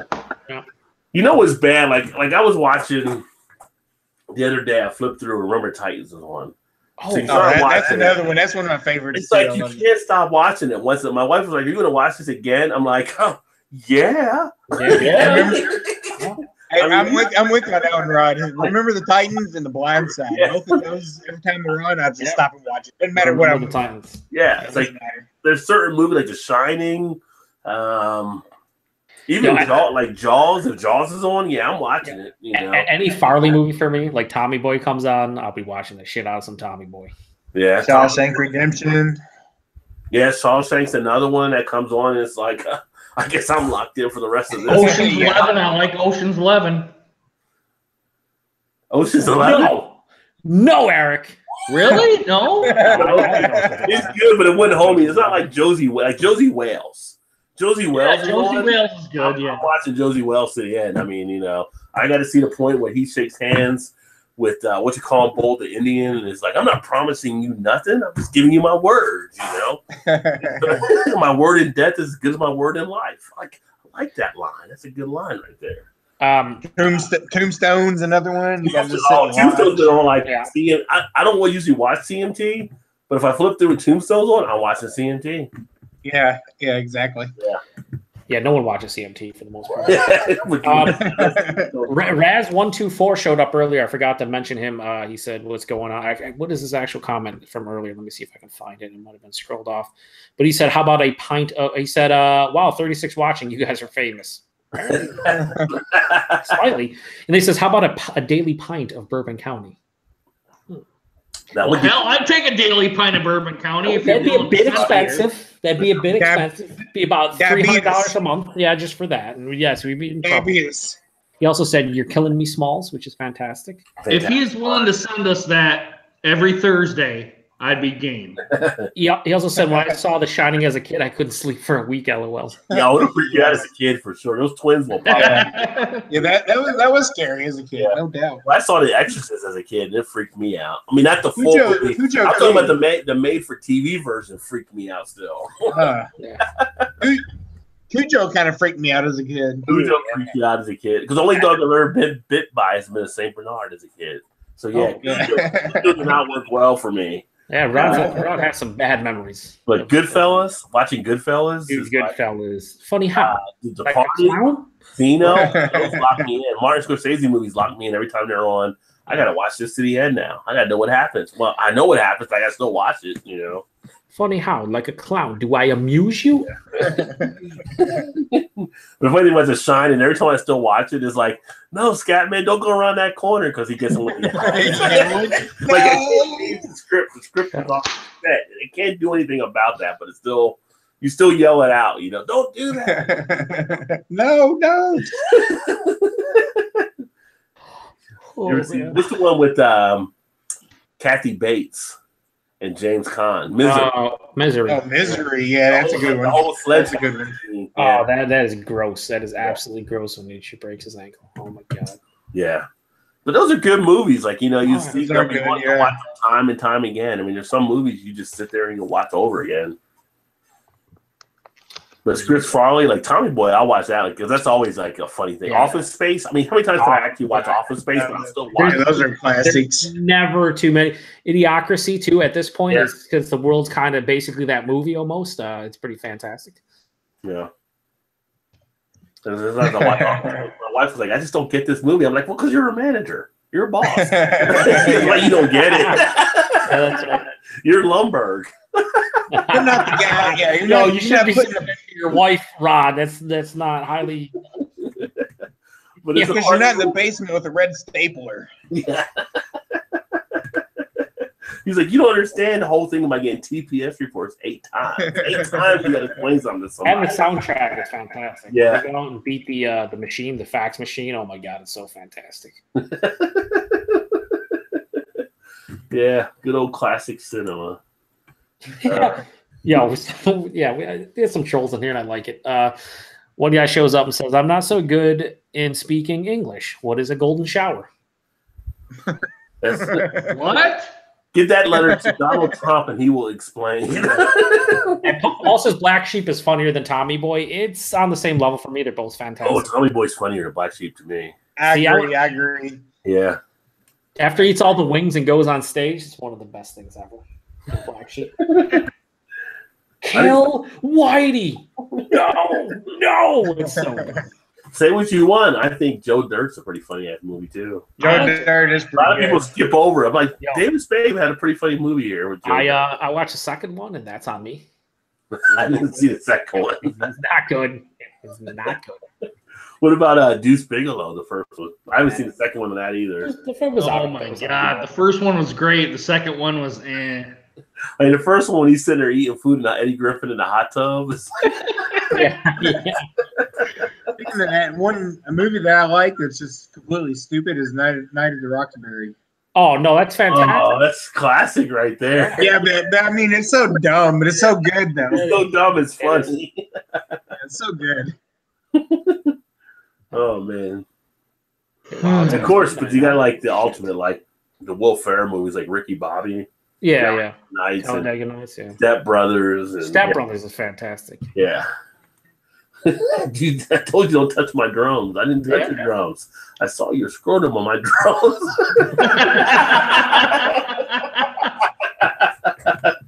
Oh, that's good stuff. As far as other beer stuff, because we are. Paul says you guys in your macro films. I'm sorry we're not watching some underground film that was watched by 6 people, Paul. Paul hasn't left Mighty Living Dead since it was made. Like, he watches it all the time. Yeah, Paul does have a pretty sick collection of like horror movies and stuff. I've seen. I tried to watch Friday the 13th, and then he almost killed me. It was a lot of fun. I enjoyed that. There was some good footage. Oh, you know what I was watching the other night, and I didn't actually seek out, but it was on. I was watching it because Jaws #2. That was what was on TV because they had a marathon. And one of the people on Jaws #2 was actually Noah Wiley, which I found interesting. He was one of the ones in the boats that I didn't know. I never realized he was one of the actors on it until I watched it. And I was like, that's Noah Wiley. It's kind of like Kevin Bacon in Friday the 13th or Johnny Depp in Nightmare on Elm Street, just people that became something different you didn't realize from back then. Yep. But everybody's got to start somewhere. Do they? Yeah. There's an article on here, and this is from Craft Beer Joe, who actually is local here. Craft Beer Joe, not Average Joe. Craft Beer Joe. I don't like it. Copyright infringement. And he put a post out there. Pale Ale versus IPAs are really a difference. Yes. What does he say? Well, he's got like Pale Ale versus IPA. He does a history lesson between the styles, relative and subjective on how people look at it. I think there is a difference because you do have more of that feel in the IPA from the additional hops that are used. I think you get that a little bit more than you get in a Pale Ale. But the American Pale Ale has actually become a little more blurred because you do have some of those notes that kind of cross over to what you expect from IPA. So he's just kind of posing it out there to see what people think about it. Yeah. I mean, I don't know. All the styles are blurred nowadays anyway, so does it really matter? Yeah. He says we could just refer to the BJCP guidelines. Maybe. Negative. While the BJCP is helpful, it doesn't control how a brewery makes their own beer or how they name it. It only controls the judge in that beer events. The only real gauge is real life experience. You can count on both being hoppy, bitter beers, but the IPA should be more intensive in ABV and IBU, which I agree. Yeah, I mean, I always just thought like pale ales were like an easy drinking hop forward beer, and IPA You're toned down more, on it, yeah, more intense, more just bigger hop flavor and character. That's what I always thought. But then you get something like, when it first came out or whatever, you had Zombie Dust from Three Floyds. It drinks like an IPA, but they call it a pale ale, and then it started blurring lines of stuff. And then more breweries started doing that. Like, let's just over hop our pale ale, and it's like, well, it's kind of just an IPA now. But no, we're going to call it a pale ale. Like, oh, okay. Then everything became an IPA because the acronym just started selling beers for everybody. So now everything was an IPA. Now we're going to have session IPAs. Well, why aren't they just pale ales with more hop? Nah, they're session IPAs. Got to have IPA in there. I do like one of his last, almost to the end, closing paragraphs. He said, so maybe we need to change what IPA stands for. Instead of calling them India Pale Ales, we could refer to them as intense pale ales. Not sure that will take off, but maybe it will remind you of the difference between IPAs and pale ales. Yeah. Kind of interesting thing because they are a little bit more intense. But Craft Beer Joe does some pretty good stuff out there. If you want to check him out, it's craftbeerjoe.com. But he's here local where I'm at as well and does a pretty good blog too. Got some good comments. Pretty fantastic. I'm not going to read them. but they're fantastic. Why do it a reel? Okay, well I will because they're kind of they're not inappropriate, but they're I don't know. Jamie says for Basement Beer says Eric looks redneck, but he tells us all not to drink and drive. He's Larry the stable guy. That's pretty good. Come on, that's Jamie's a good material. Jamie should be writing for Nick. Nick's not laughing. He doesn't like that. Hey, right here, buddy. Eric, Right here. Eric, you just gotta embrace the trolling. It's fun. It's all in good fun. And then Paul says, if there is the dislike button to that article, Jay and Tanya smash that button. And then Whiskey Throttle says, still going? What? What? And then the Catman Falou says, it's 6 o'clock in Germany, coffee for all. A little coffee with a little bourbon in there. Yep. And then Paul talks about how how Irish cream, maybe? Yeah. he watches terrible movies and enjoys them. So I enjoyed Jaws 4 more than other people did. The shark seemed more of a serial killer in a way which was nicely portrayed. Paul goes Sharknado 8. He's all about the Sharknadoes, no doubt. We didn't realize this, but Corona is the #1 imported beer brand in China now. Corona is? Yeah. That's surprising. Yeah, people like Corona though. Who doesn't want to get to the beach, I guess? It's not something I would actually choose for, but and speaking of something like for all of our German viewers, that's one of the Cincinnati beer importers here paid $900,000 settlement around Warsteiner. Oh boy. Or Warsteiner. So they basically had a violation or something of how they were bringing their beers in. Warsteiner is a nice little beer. Warsteiner you can get at a pretty good price too. You can actually sit back. Not the regular price or Rajay price? Well, just the regular retail. I mean, you grab like a 6-pack of Varstein and you can sit out on a summer in your back deck or whatever and just be as happy as can be, sitting back, relaxing, taking in some rays or whatever. Eric Gilbert might have a great comment that I need to read because it might have a great comment. It says haters want to hate. Haters want to hate. Lovers want to love. I don't even want none of the above. I want to piss on you. Yes, I do. Oh, he's doing an R. Kelly song. Yeah. Chappelle show R. Kelly.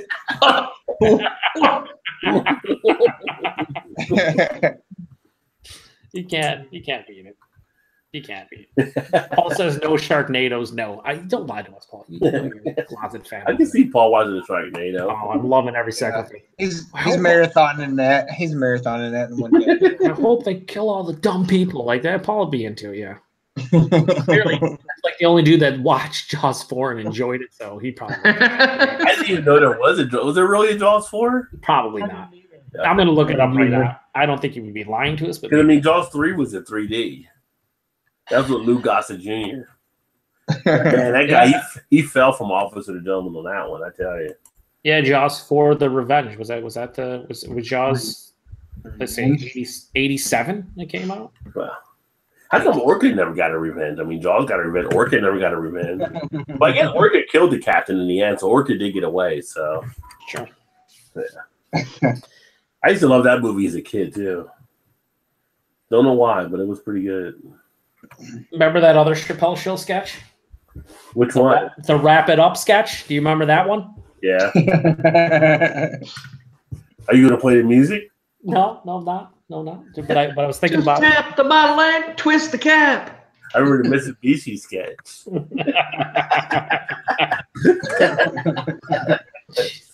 Yeah, we have been going for a while, so we're almost at 3 hours, I guess. We started a little after 9. We just started actually at 9:05, but a little bit past that. So, and for those 3 hours, I'm not used to wrapping down with 17 viewers still out there. I read comments for like 2 hours straight.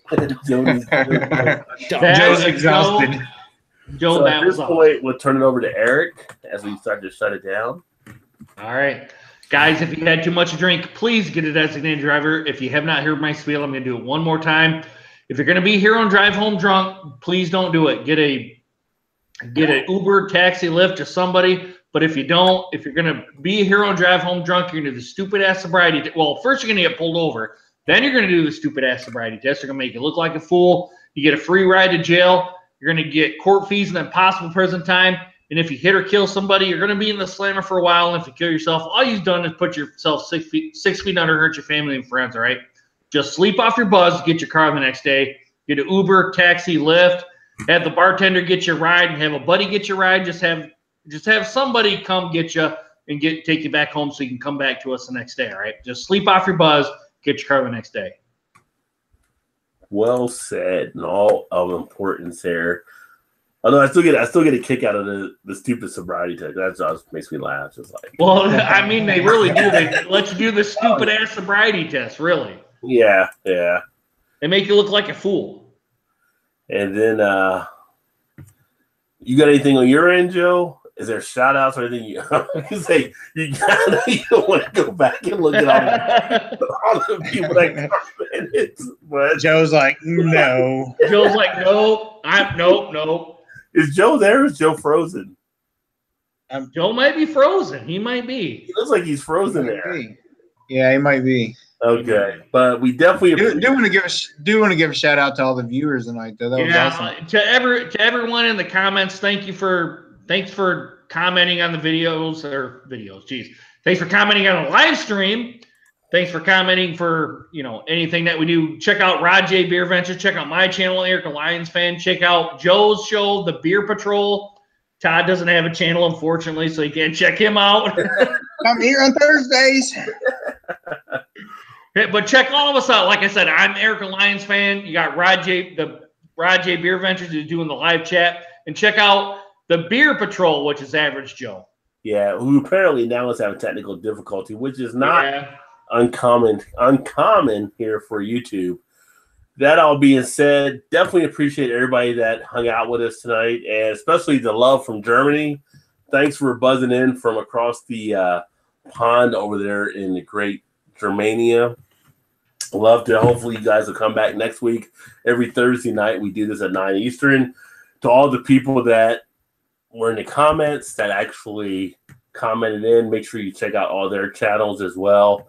And it's been a good time. It's been a blast. Love all the involvement that took place. And with us, we're going to go ahead and pretty much go ahead and shut it down. But hopefully we'll see you guys next week. And keep drinking those good craft beers. Remember, there's always time. Get your beer on. We're out. Prost. Deuces. Prost.